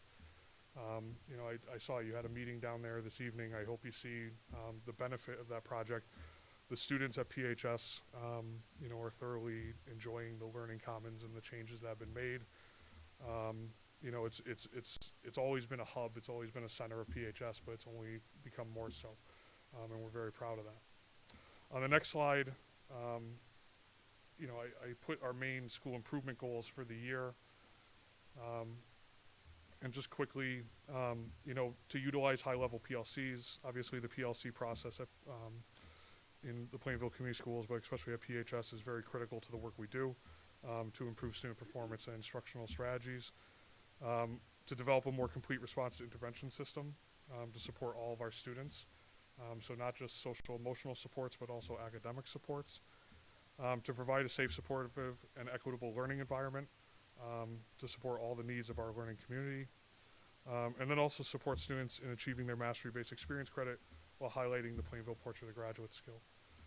We really feel like we've moved from the implementation stage of our Portrait of the Graduate to where now it's really become embedded in our curriculum and in our classrooms. And so now we're moving on to that next stage. On the next slide, we always have standing committees that are at work, and I just want to highlight them just because they do a lot of important work. If you can go to the next slide, Kevin. We have an SEL advisory building level committee. I want to highlight especially the work of Mrs. DiLorenzo and that committee this summer, actually having students come and write curriculum during the summer for our advisory program. at PHS, and the advisory program has really undergone some changes this year. The Learning Adventure Day Committee, which we'll talk about in a second, but the incredible work they've done bringing this program to fruition. Mastery-Based Credit, and also the Portrait of the Graduate Committee. And then lastly, the Faculty Advisory Council, which we use to understand kind of the needs of the faculty and the staff at PHS. On the next slide, I hope if you're a member of the community, you got our magnets that we sent home at the start of the year. Attendance is obviously something we need to focus on at PHS. Our attendance numbers are not where they want to be. Obviously impacted by the pandemic, but we've been working very hard to try to shift that and move it forward. So obviously an increased focus on attendance, both daily and classroom attendance at PHS. We've been trying to do a lot of messaging and communication around attendance, really enlisting our teachers as well to help with that. One of the things I want to highlight is really looking at our systems and procedures to try to get better at that.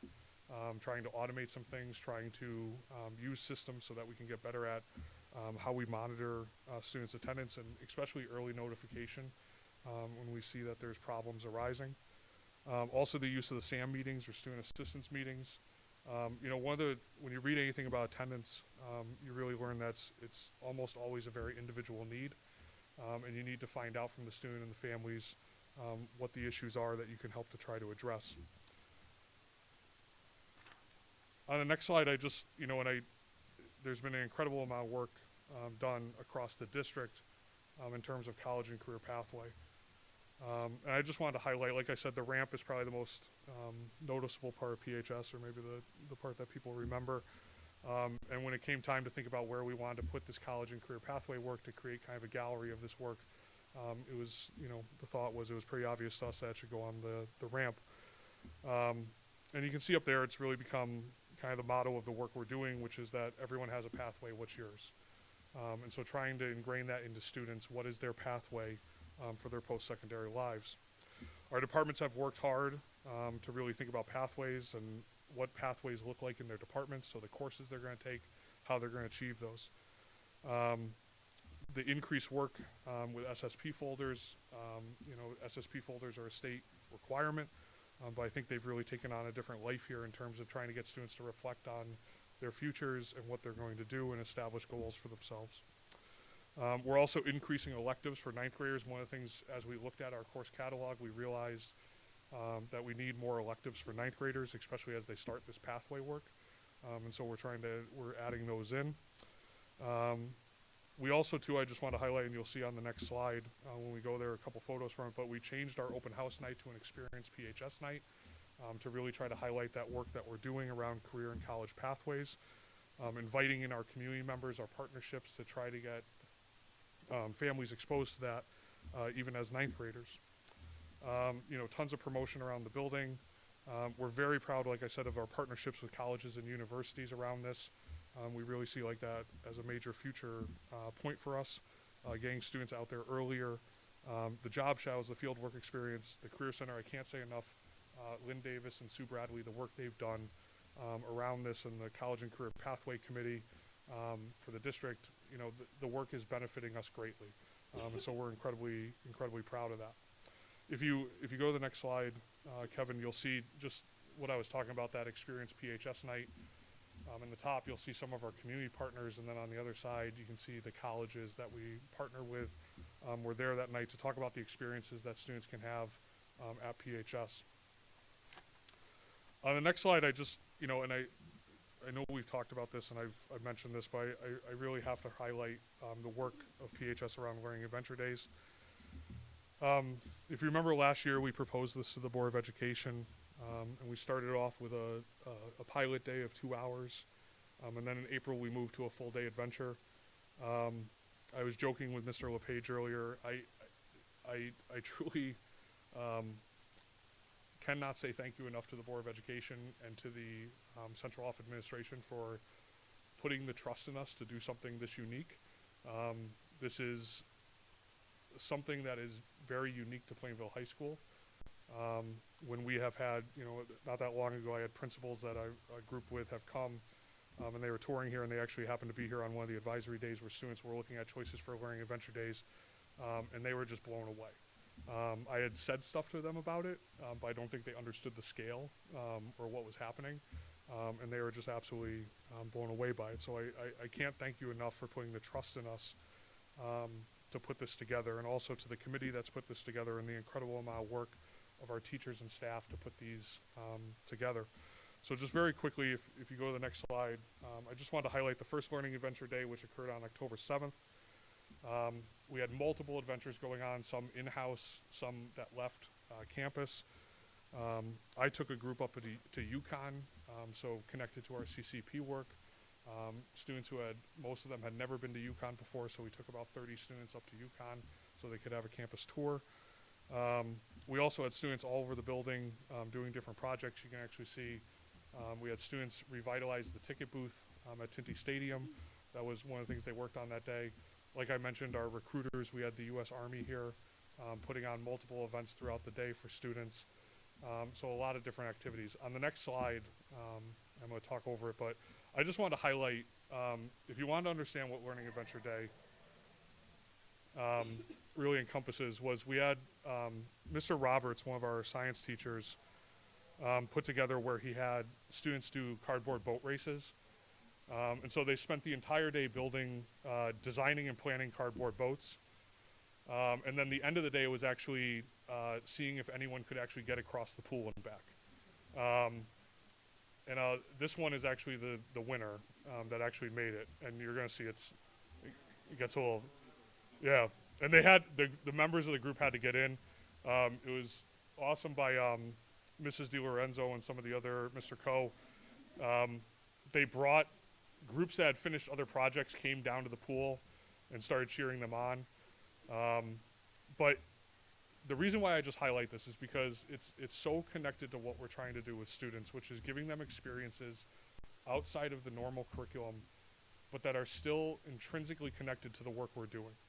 So if you want to see the portrait of the graduate skills and work, it's about as good as I could show you in terms of, inside the classroom. I can show you the portrait of the graduate skills, but if you want to see them functioning, this is a great example of it.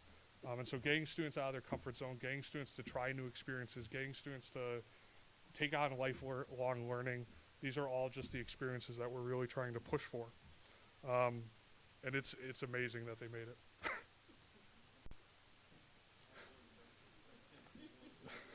Duct tape was the key. Yeah, duct tape was the key. There's, yeah, lots of duct tape. Yeah.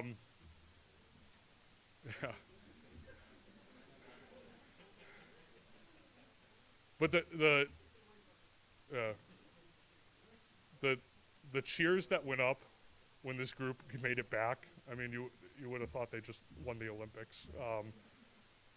Just because I don't think anyone really believed that they were going to be able to pull it off, that they were going to be able to do it. So.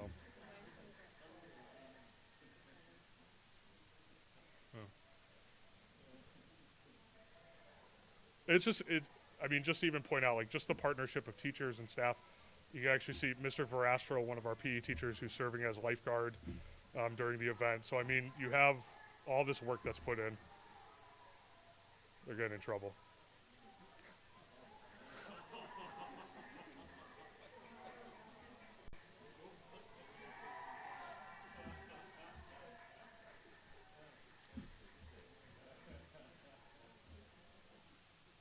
And there were some that were not as successful, but they all took some great learning away from that. On the second one on December 16th, this, you have, I think you have those moments professionally where you envision something, but you just can't imagine what exactly it's going to be or how well it's going to be pulled off. And to put something together like this, which we wanted to take, obviously, our career and college pathway work, and we wanted to connect it to these adventure days because we see an obvious connection there. And so long-standing tradition at PHS was a career day, but we really wanted to put this together with our Learning Adventure program and make this something even better than it was. And really getting students hands-on experiences with careers and pathways that they could take on. That photo I just think is amazing, and again, all the credit in the world to Mrs. DiLorenzo, Ms. Peichel, Ms. Davis, Ms. Bradley, the people who put all the work in, and so many different people that put work into organizing this. We had over 65 professionals who were in the gymnasium that morning for a career gallery. So for students who didn't go off right away to some kind of adventure, they came down in waves to talk to the professionals, to walk around, to talk to people about their careers. We prepped them in advance. I was incredibly proud listening to people say what great questions our students were asking, the conversations they were having with these professionals. And the range of careers was just incredible. So trying to really find whatever a student saw as a pathway, trying to find something that could meet that need. On the next page, or on the next slide, I should say, you'll see that career gallery in the gymnasium, just to give you an idea of the scale of it. Jokingly, when they when they talk to me about a career gallery, I imagine maybe 10 people, 15 people, it'd be kind of something like that. To pull together something like this is just incredible, and to be able to walk around and see all these partners. And it highlights so much the work that has been done in the past around forming community partners and people who will support us and come in and give up their time to speak to our students. On the next slide, just a highlight of the different adventures. So not only did students take part in activities at the high school, but then also went out on different adventures, both in Plainville and outside. You can see students there at Robertson Airport learning about aircraft maintenance, students at photography studios, a boxing studio, students at a local car detail shop. On the next slide, you can see students who are actually interested in careers in healthcare. We had Hartford Healthcare come. And this is the really exciting thing, and we've had other people reach out to us with connections and things we can work on in the future.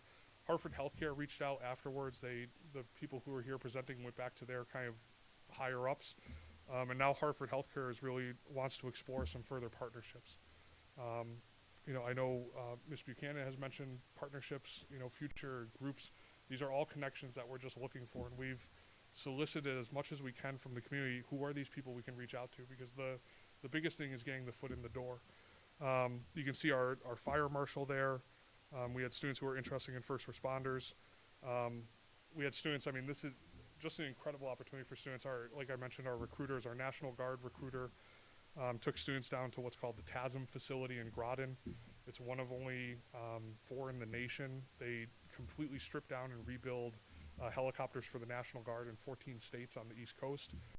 Students got to see advanced jet propulsion, things that you never got an opportunity to. You also have students who went to a marketing. Mr. O'Page, you gotta give me the wink if I can tell the story or not.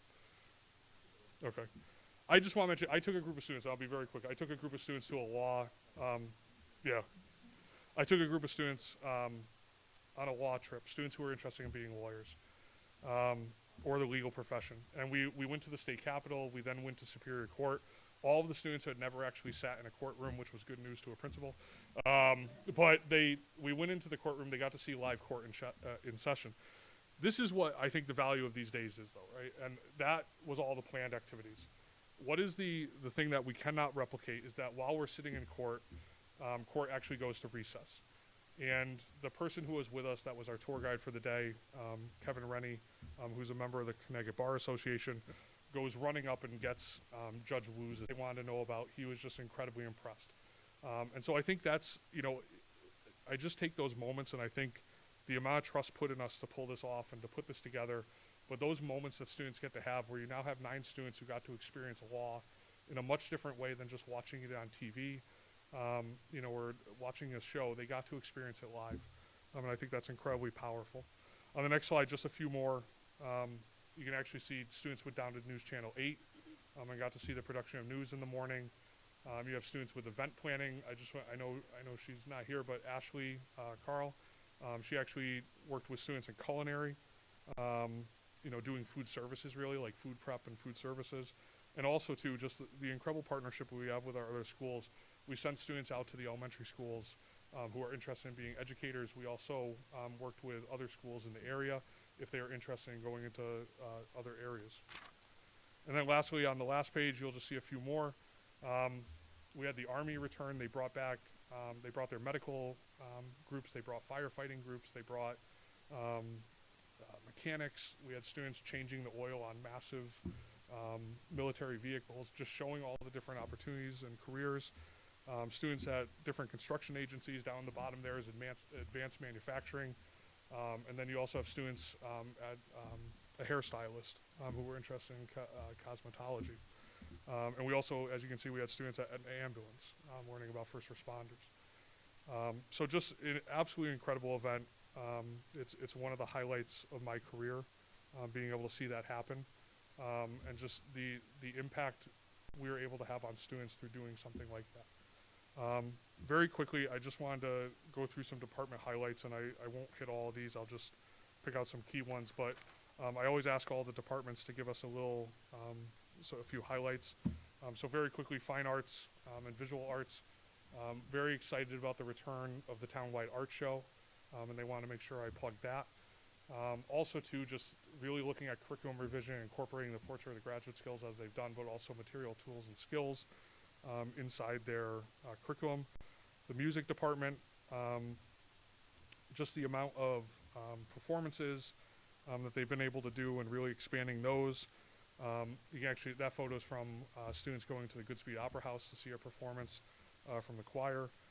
The Tri-M Music Honor Society, if you were at any of the performances, you heard that that's starting up this year, so they're very excited about that.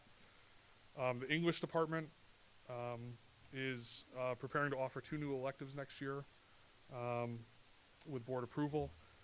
They're excited. They're opening up electives to juniors, again, about pathways. So students who are interested in writing, students who are interested in pursuing careers that involve English. I'm trying to give students even more opportunities to take courses. The math department expanded Algebra 1 honors for students to give them even more opportunities to take advanced math classes.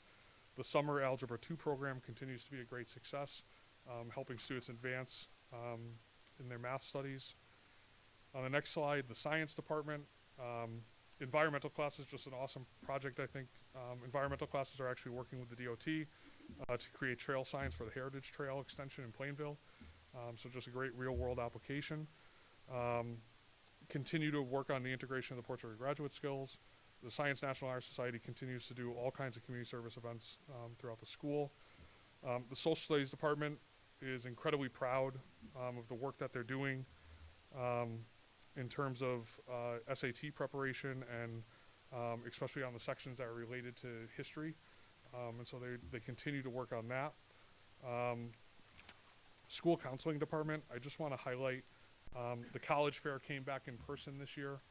So held a college fair in the gymnasium. It was also the first year that we invited senior families to join us during the college fair, and we want to increase that because we really think how important it is for discussions to happen between families and students about these choices.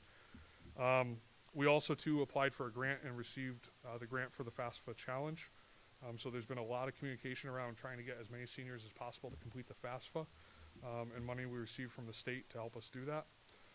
And then I just wanted to highlight at the bottom, because I mentioned it earlier, we're incredibly proud of these partnerships and how much they're growing. And so if you remember last year, the class of 2022, we had 6 students who participated. This year we have 12 students in the fall semester, and we have 16 students in the spring semester who are participating in the CCSU program to take college classes for free. In the CTE department, there's a lot of work, and I'm not going to go through each one of these individually, but a lot of work around offering more electives to students in this field.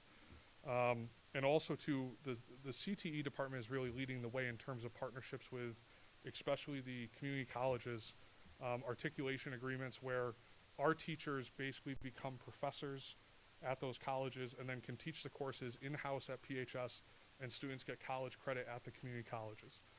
So you can see accounting, financial literacy will be hopefully articulated with TUNCS's, engineering concepts, the course that Val mentioned.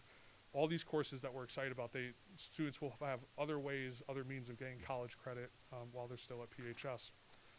World language, just very quickly, continuing to develop opportunities for students to use their language in the real world. They're very proud. Last year we had 12 students who received the CT seal of biliteracy, which was a 100% pass rate. 12 students applied for that, 12 students received it. And they want to increase that number this year.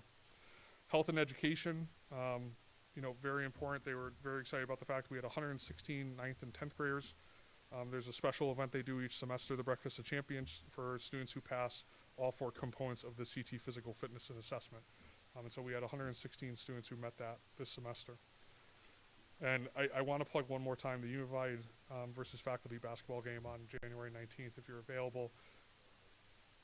It's a great experience to do right after or right before.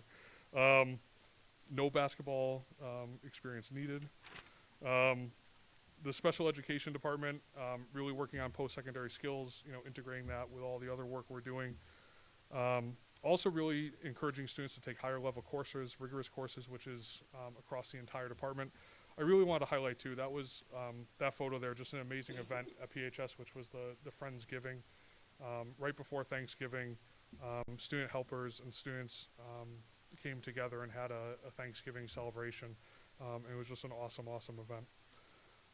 Very quickly in terms of next steps, our things we're thinking about, goals as we continue to work, like I said, continue integration of the things we're doing, so learning adventure program, college and career pathways, student success plans, advisory program, all of these to the benefit of our students, and we really see them as being interconnected with each other, that they're all working to support each other.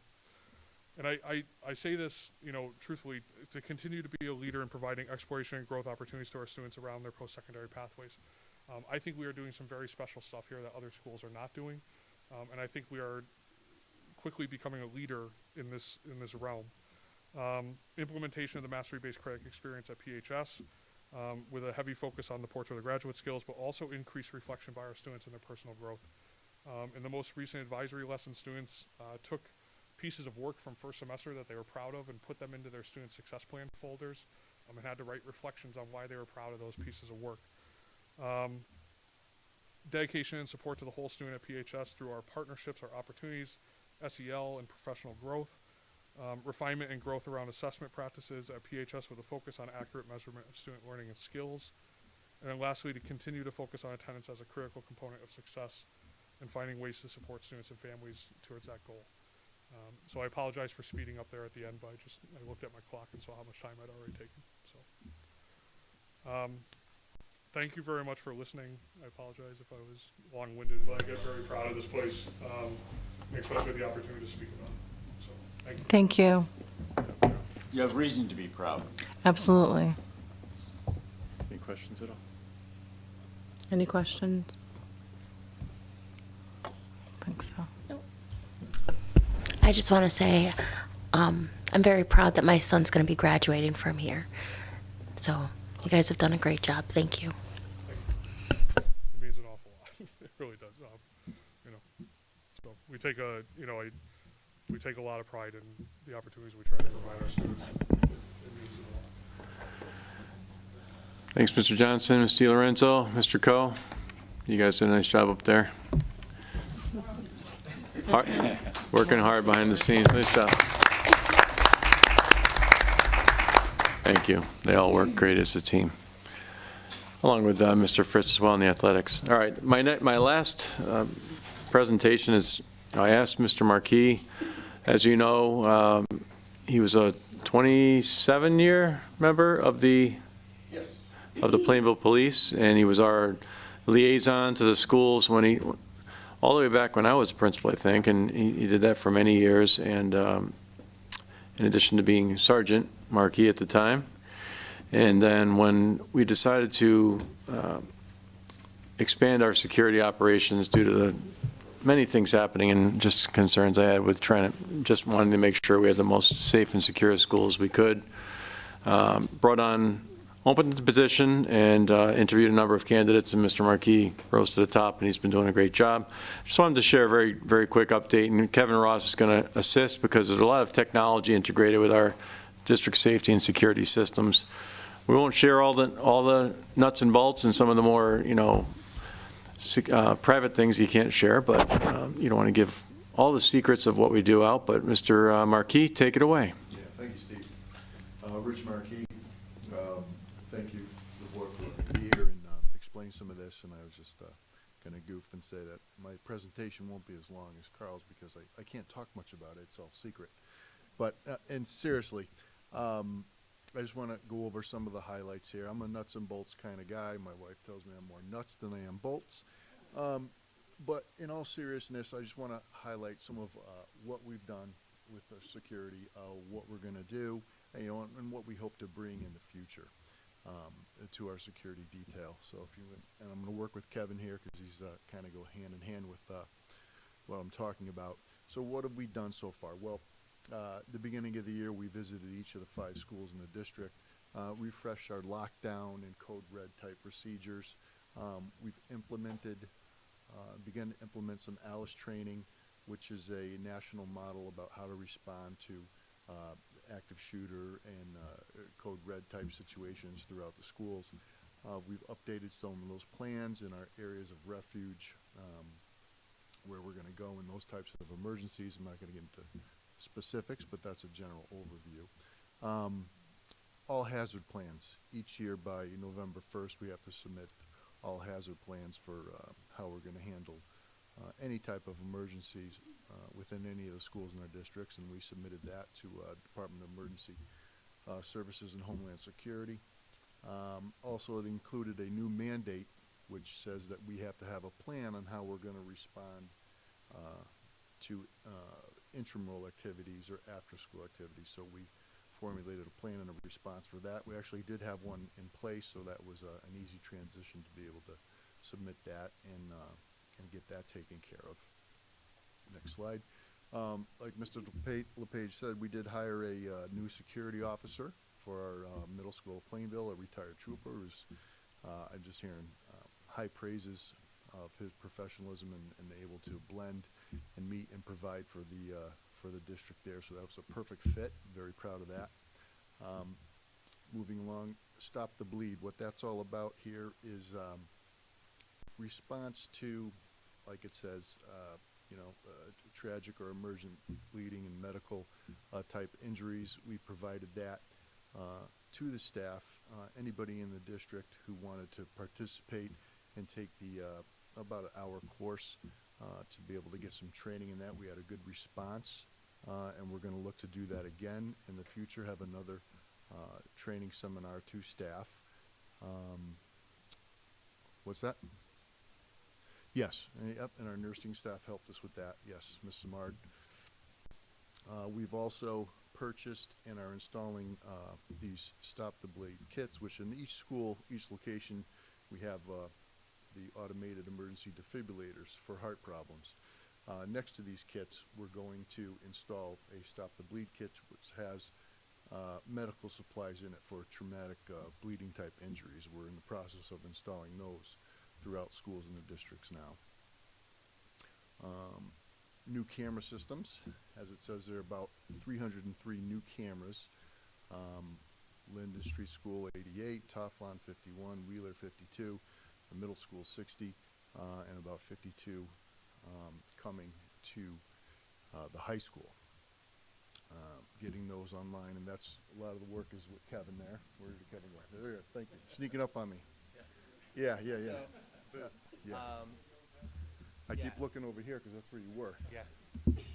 The high school has 52 cameras. Currently, we're looking at adding some more, especially the exterior. So these are just good.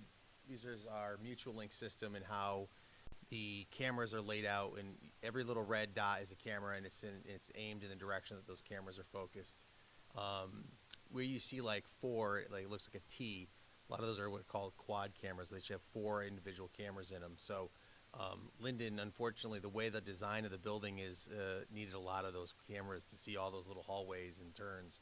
So that's why they ended up with 88 cameras. Some of the other schools, it didn't need as many long hallways and things like that, especially like Tofflon. Wheeler, we did this as part of the building project when we renovated the building. All these cameras were part of it. Middle school, we just finished that school last. It has now a significantly better view. Mr. Greena was still here. He'd be jealous that he didn't have those cameras back in the day. Still a few more improvements to make. The cafeteria has a couple we still have to get in there. And then the high school exterior cameras, looking at the fields as well, behind by the baseball field and areas out there. So that's what we're doing. maybe I'll start talking quickly about Mutual Link. Mutual Link is a system that's put in place to allow for faster response time by our police department. Mutual Link is inside of our dispatch. So if a building goes into lockdown, from one of many ways that we can do it, from panic buttons to phone numbers to apps on our phones, the building will go in. Excuse me. The building will go into lockdown and immediately be responded to by the police department. It should be instantaneous. The previous system that we had to wait for the alarm company to call, and that would take maybe 2 minutes. We're hoping that within the time that with the alarm company, the police officers are already arriving, if need be, in that time frame. So we've worked hard over this last year, actually other years as well, to work with the Mutual Link. We've revived it. We've got some new parts to it that they have. Those cameras, those maps that you saw, that's all new as part of the Mutual Link system. So I'll give it back to you, Rich. Thank you for that. Moving on, I highlighted there about conducting physical security assessments per Connecticut statute each year. Every 2 years, I'm sorry, we have to conduct physical security assessments of every school in the district. So we're going to begin that very shortly. Fixing signage to building exterior. What I mean by that is just helping to delineate and identify certain areas from the outside of the school. So to help improve if there was God forbid, an emergency, a response, whether it's a police, fire, ambulance, to be able to, when they arrive, to be able to see clearly where they need to go. If we say, hey, there's a problem in the 301, so as they arrive, they'd be able to see, and be able to respond and get access and have somebody meet them out there more quickly. So we're working on that. And then talking about adding new cameras, Kevin hit that. What you got next? All right. So what I hope to do, what we hope to do. Moving forward, I'd like to hire more security officers, preferably one for each school. We're talking about modifying the entry vestibule to enhance security. I know that was probably the main reason one of the reasons that Mr. LePage wanted to hire our armed security officer for the middle school is that vestibule area, being able to control access, having that as an access point, being able to secure that and modify that in a way that enhances security. I hope to do that at a few of the other schools beginning here. We're going to look into that. And then dovetailing into security is there's a program offered by our National Guard where they will send personnel here to work with our technology department to do an audit of our cybersecurity type programs and just make sure that what we have in place is secure in the sense that it's not easily accessible, whether it's files, data, or servers. And Kevin's aware of that too, and he's already discussed with me and how we hope to implement that in the spring. So that's a quick wrap up of where we're at and what we're doing. So thank you for your time. Question. I know that we have armed security here at the high school and at the middle school, but do we have any armed, or that's what you're looking to hire for each of them? Yes. And they will be armed? That's what you're looking for? That's what I'm looking for, yes. Okay. Yes. In order for an individual to be an armed security officer at any school in Connecticut, per Connecticut statute, that individual has to be a retired law enforcement officer from Connecticut. So we just couldn't go and say, oh, he used to work in Florida, or he or she, and now they're retired, so they're going to come here. That wouldn't cut it. They have to actually be a retired Connecticut trooper or municipal officer to retire in good standing to be able to be armed in any one of our schools throughout the state. Okay. And that's what I'm hoping to do. I guess I'm just thinking about the lockdown. The Mutual Link allows the buildings to go into lockdown, and if there's, God forbid, should ever be a lockdown and there's an active shooter, then that shooter is going to be locked into the building? Well, no, not necessarily. It could be before the problem occurs and before the problem comes into the school. Mm-hmm. It could be. But if there was something that happened in the school and there was a lockdown, well, that's why we have those That's where the- rules to be able to prevent and limit that access of anybody in the school. Now, when we put a school into a lockdown, certain doors shut automatically. There's other procedures in place. So if someone is in the school, they're very isolated and contained into a certain area. Okay. They can exit, but only exit to the outside. They can't get into, when the door's shut, you could, because there's crash bars like in case of fire, you can get out, but you shouldn't be able to get into other areas. Oh, good, okay. So, Good to know. yeah. Thank you. Anything else? All right. Thank you for your time. Thank you, Director Markey and Mr. Ross. That concludes my report. Okay, we'll move on to the board subcommittee reports and start with Facilities and Finance Subcommittee report for Foster. There's no report. Our last meeting was on December 7th.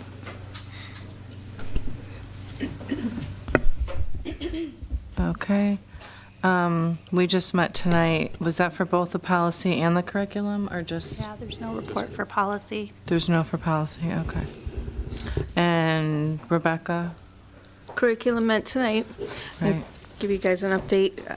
We talked about the illustrious math program at the elementary schools, and overall, it's doing well. It was tricky. That program started right with COVID, but now everybody's getting into their groove. The math program at the middle school is Desmos, and that's going well. They have noticed with the 8th grade math, the honors math class that gets the high school credit, the students would benefit for something more rigorous. So they are looking at other programs, seeing what other towns are doing. For language arts, Tawana and Dave gave us an update about the K-3 state-approved reading model curricula and district waiver, and they spoke about how they've increased phonics, and they have a new assessment cadence. Is that what it's called? Acadience that they've incorporated, and they do believe that Plainville schools are in good shape, and they will be filing the waiver for February. For world language at the middle school, their teacher has been hired. So we welcome that new teacher. New course proposals, they're talking about new course at the high schools, business, Greek mythology, and SAT prep, and some college and career pathway possibilities. Goodwin has the engineering concepts again, and they're looking to do a CAD and a blueprint. CCSU healthcare pathway and STEAM pathways, UConn gen ed and special ed courses, and Hartford Healthcare health pathway. And did I forget anything, Dave?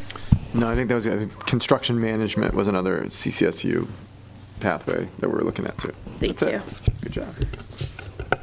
Thank you. Outreach Subcommittee has no report. We'll move on to Foster for the high school PAC liaison. The high school PAC has not met since our last meeting. Their next meeting is going to be on the 11th at 7 o'clock. Okay, thank you. And Rebecca Taflon, PTO? No report. Okay. And Cassandra, Linden Street School, PTO? Yes, for Linden School PTO, Nicole, the head of the PTO, wanted to report that she says that we are super awesome. She is very excited to be head of the Linden PTO, and they've been having a great year. They just got done with their holiday sale, and they wanted to say thank you very much to everybody that made it successful. All the gifts at the holiday shop were $2 each, and it allowed the children to go shopping, and even for pets in the family. So that was very nice. The kids all enjoyed doing that. They also had a holiday sing-along that was done during school time. The kids enjoyed that. That wasn't led by the PTO, but the PTO members went in and were able to take some pictures for the yearbook and stuff. They did a successful sale of butter braids and Nicole wishes everybody a happy holiday and happy New Year to everybody.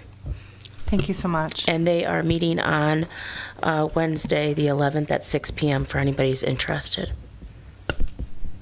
Great, thank you. Crystal, the middle school PTC liaison. Yep, so there's lots of great things happening at MSP. They had a successful fall bingo night. They had an awesome Texas Roadhouse fundraiser.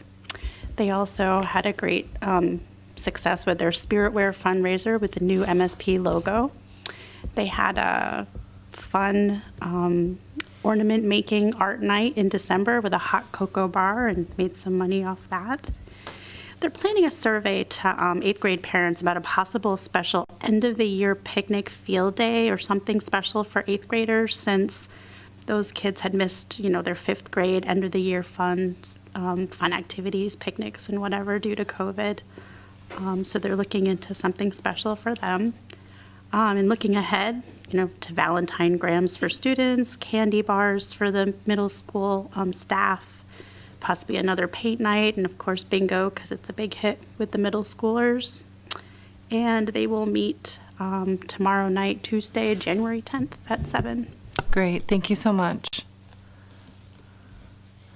And Wheeler, Rachel? Good evening. Before I forget to say it, the next Wheeler PTO meeting is January 19th in the Wheeler Library from 6 to 7. Wheeler is looking forward to 2 field trips this month. One is pre-K field trip going to New Britain Museum of Art on the 20th, and the second one is actually on February 1st, so not this month. 5th grade is heading over to February 1st is the 5th grade chorus and band concert. And the second field trip is the first grade. First graders are heading over to the planetarium at CCSU on January 12th. We saw the wolf, the incredible wolf, so I was just going to say, stop by to see it if you haven't already. It's terrific. And let's see. One of the things I just wanted to celebrate the Career Adventure Day, some of the students from PHS actually went to Wheeler as an opportunity, students who were interested in becoming teachers. So they were able to go back to their home elementary school where they felt comfortable to explore being a teacher. So I was really excited to hear about that as well. And then last but not least, there was a really good chunk of change turned over from the Spirit Days that are happening every Friday at Wheeler as well to many important organizations. So well done. Thank you. Thank you very much. Becky, is there a CREC report? No, CREC did not meet in the month of December. Okay, thank you. And I don't have a report today, so we'll move forward to new business. Does anyone have anything they'd like to speak about for board open forum? Just very quickly, I realize that the hour is late, but in this particular room, there have been several wonderful things that have taken place in this room physically. But on December 16th and 17th, the Theater Club at Plainville High School put on a dramatic production of The Price of Firewood. And this is unique because this was a play that was selected by the cast members themselves. It's a play that dealt with several outstanding and current, but very sensitive topics of domestic abuse, of the freedom of the press.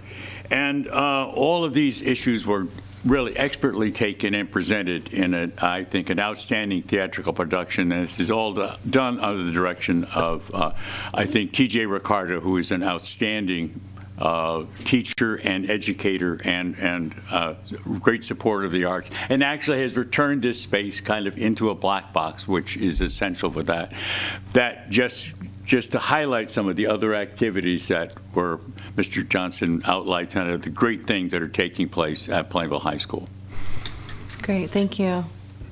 Anyone else? I just have a brief comment. We're in such a positive place right now, but I find it very important, so I'll utilize this opportunity to say it. I think language is very important, and I think facts are even more important, and they go hand in hand.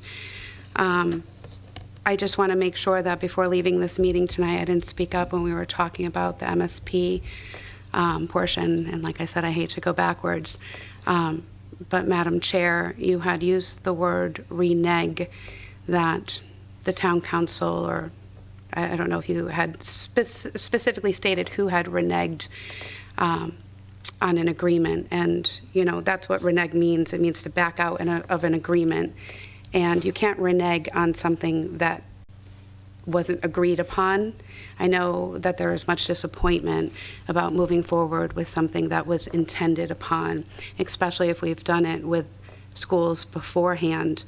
And in an ideal climate, I can't imagine that we wouldn't have moved forward in this case as folks' intentions were set upon. I don't think anyone could have predicted where we are financially as a town, a country, so on and so forth. So I just think it's really important for our viewers, because language and facts are important, and this is how rumors get started. This is too important. These are our kids. This is our town. This is my hometown and my home schools. And I think that we are all sit here as a board and have shared goals and the same shared intentions to ensure that our school system is the very best, that these kids are protected and safe and secure. And I just say that language and facts are important. Nothing was reneged upon. It's just, unfortunately, it was a different time than I think in the years leading up to this plan. I'm very grateful for Mr. LePage reiterating and re-clarifying and re-going through the timeline, so that way we can all work together as a team, the Board of Education, the Town Council, and when it is appropriate to send it to referendum, then to let the taxpayers decide. But I just want to be very clear that nothing was reneged upon. Well, Thank I want you. to be very clear that it was reneged on. And whether it's potato, tomato, tomato, it was reneged on. It was an agreement that was spoken to Mr. LePage, and it was agreed upon by the town council to revisit it in 30 years, and this is the 30-year mark. So therefore, it has been reneged To upon. renege means to back out of an agreement. Nothing It was an agreement. formally agreed upon, Lori. When you brought something before the town council to be voted on to send it to referendum, that would have gone out to the town, the taxpayers, to make this decision. I think it was everyone's intention at 30 years. At 30 years, that's when the schools are able to be evaluated. It doesn't make it an automatic, you proceed. Language and facts are important. The town council did not renege upon anything because they had not agreed to anything. Thank They you, formally Rachel. and legally could not have agreed to something. Thank you. You're very welcome. Happy to clarify for you. Anyone else have anything they would like to speak about? Hi. Yeah, just a couple of things. First of all, one of the most important things you can do at a high school is create relevant experiences and give kids something that makes them want to come to school every day. We talk about the importance of the arts. We talk about the importance of sports. And everything that happens in the school, and I'm just thinking about those kids going across the pool, thinking someday, 50 years from now, they're going to be talking about that, because there is no way, it's like it's an experience that you'll never have anywhere else, and probably never happen again in your lifetime. And so, it's just awesome. And then, just as a personal note, my favorite class in high school, and I didn't have very many favorite classes in 1970. There was not a lot to be happy about going. I didn't go to school here. I did go to school around here, but not here. But was mythology, Greek mythology. So, yay for Greek mythology. I also just wanted to add my congratulations to Ashley, who, I talk about it once in a while. I'm a food service director for multiple districts up in the northwest corner. It's a difficult job on a good day, but COVID really hit that department and that, and what we have to do really, really hard. Every year we keep thinking since March of 1920, I'm 1920, March of 2020, it's going to get easier. But I'm telling you that the regulations, the requirements, the hoops we have to jump through just keep getting deeper. So Ashley has done an awesome job. and I really appreciate all her work. Mr. Guarino and his taking on the wolf at Wheeler does not surprise me at all. But I've got to get over there and take a look at it. And Mr. Lewandowski as well. Appreciate you, Mr. Lewandowski. You're always giving us a lot to think about. And I appreciate all your previous experience because you have a different experience. It's one of the reasons why, Mr. Lewandowski's a great fit because we have a lot of people who have been in Plainville a long time here leading this district. But what's really great is to bring somebody in that has a lot of different experiences and has them from another district where they've really succeeded as well. So appreciate that. Let's see, I had two more things. Oh, I just wanted to also let you know that later in the month of January, I'll be going with CABE as the Federal Relations Chair down to Washington, D.C. I know, it sounds a little scary, doesn't it? I'll be down for 3 days, and we'll be meeting with our representatives and talking about the agenda for Connecticut schools. And last but not least, I do just want to say, I can't leave the middle school thing without saying, what we're really talking about is the ability of the town to make a decision about what the town wants to do. We've made this decision multiple times before on these construction projects, and sometimes we voted no, and sometimes we voted yes, but it's been up to the town to make the decision. Understanding that over the many, many years that this has been going on, well over 20, that we've been working on this long-range plan and that we've been taking care of these buildings, we have had some really difficult economic times, and we've had some good economic times. So, but it's up to the people. And when you vote once and if it fails, what that tells you is you have to relook at things, and that's not exactly what people wanted. Maybe it's not the timing, maybe it's something else.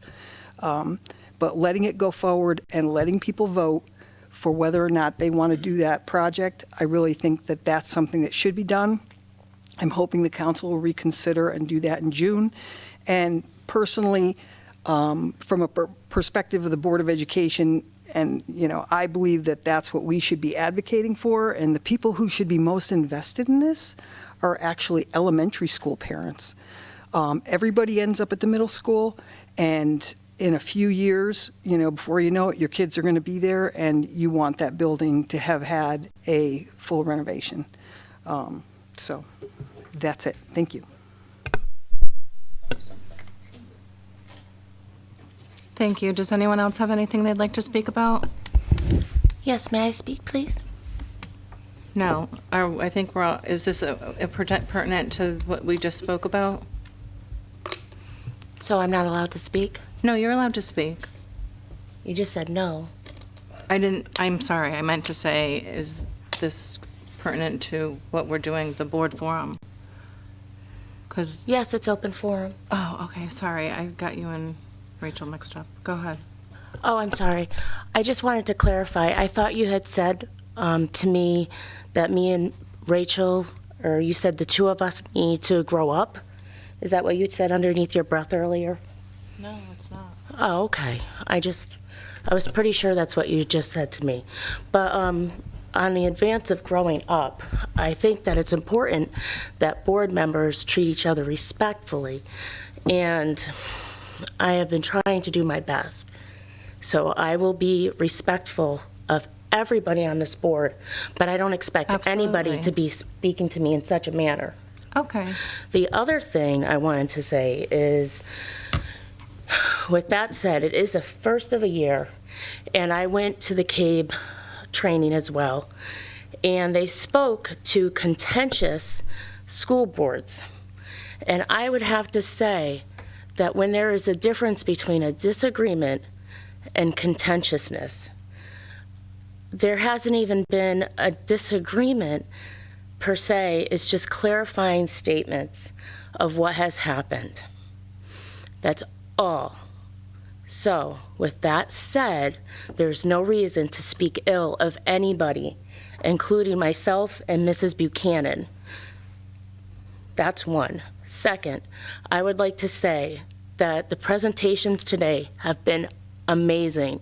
And I thank every single one of the people that came here tonight very much for coming and presenting to us, even though you've had to put up with watching all of this, because there is no reason for it.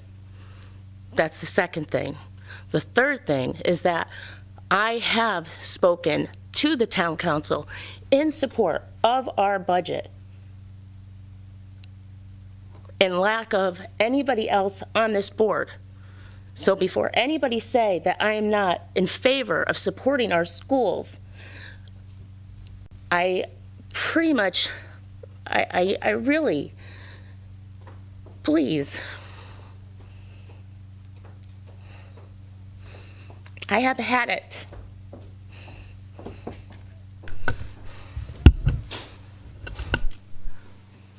Are you all set? We're going to move on to the quarterly special education cost report unless anyone has anything else they'd like to speak about. Go ahead. All right, Sam wasn't able to be here tonight.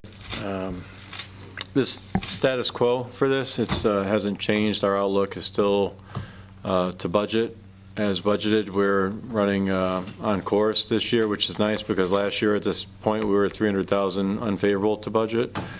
So we're in a much better position with special ed outplacement costs for the students that we have outplaced in different programs to meet their needs. I am doing an internal investigation and looking at potential in-district options that we're investigating on a preliminary basis with the hopes of offsetting some of our outplacements. So at this point, it's just preliminary, but I pulled the committee together a couple weeks ago. Tomorrow I'm visiting some spaces that might be a potential option, maybe. So right now it's just very preliminary, but with the amount of expenses for outplacement for programs, if you can design and build a program in district that will meet the needs of the students without sending them outside and all the transportation costs and all the other expenses that are incurred through that, and that we always have difficulties monitoring and staying on course with, because you never know what's going to happen, who will move into town, or what could happen. So just to keep the board apprised of that. I'm not sure if it'll work, but we're going to give it a try. And I did oversee 2 alternative programs in my previous district when I was an assistant principal. So anyway, we're tracking on course to budget, and that's it for that report. Thank you. We're going to move on to the consent agenda. Is there any need for discussion on any of the items on the consent agenda? If so, we'll need to get a motion. Madam Chairman, I move that we accept the consent agenda as presented in our packet. Second.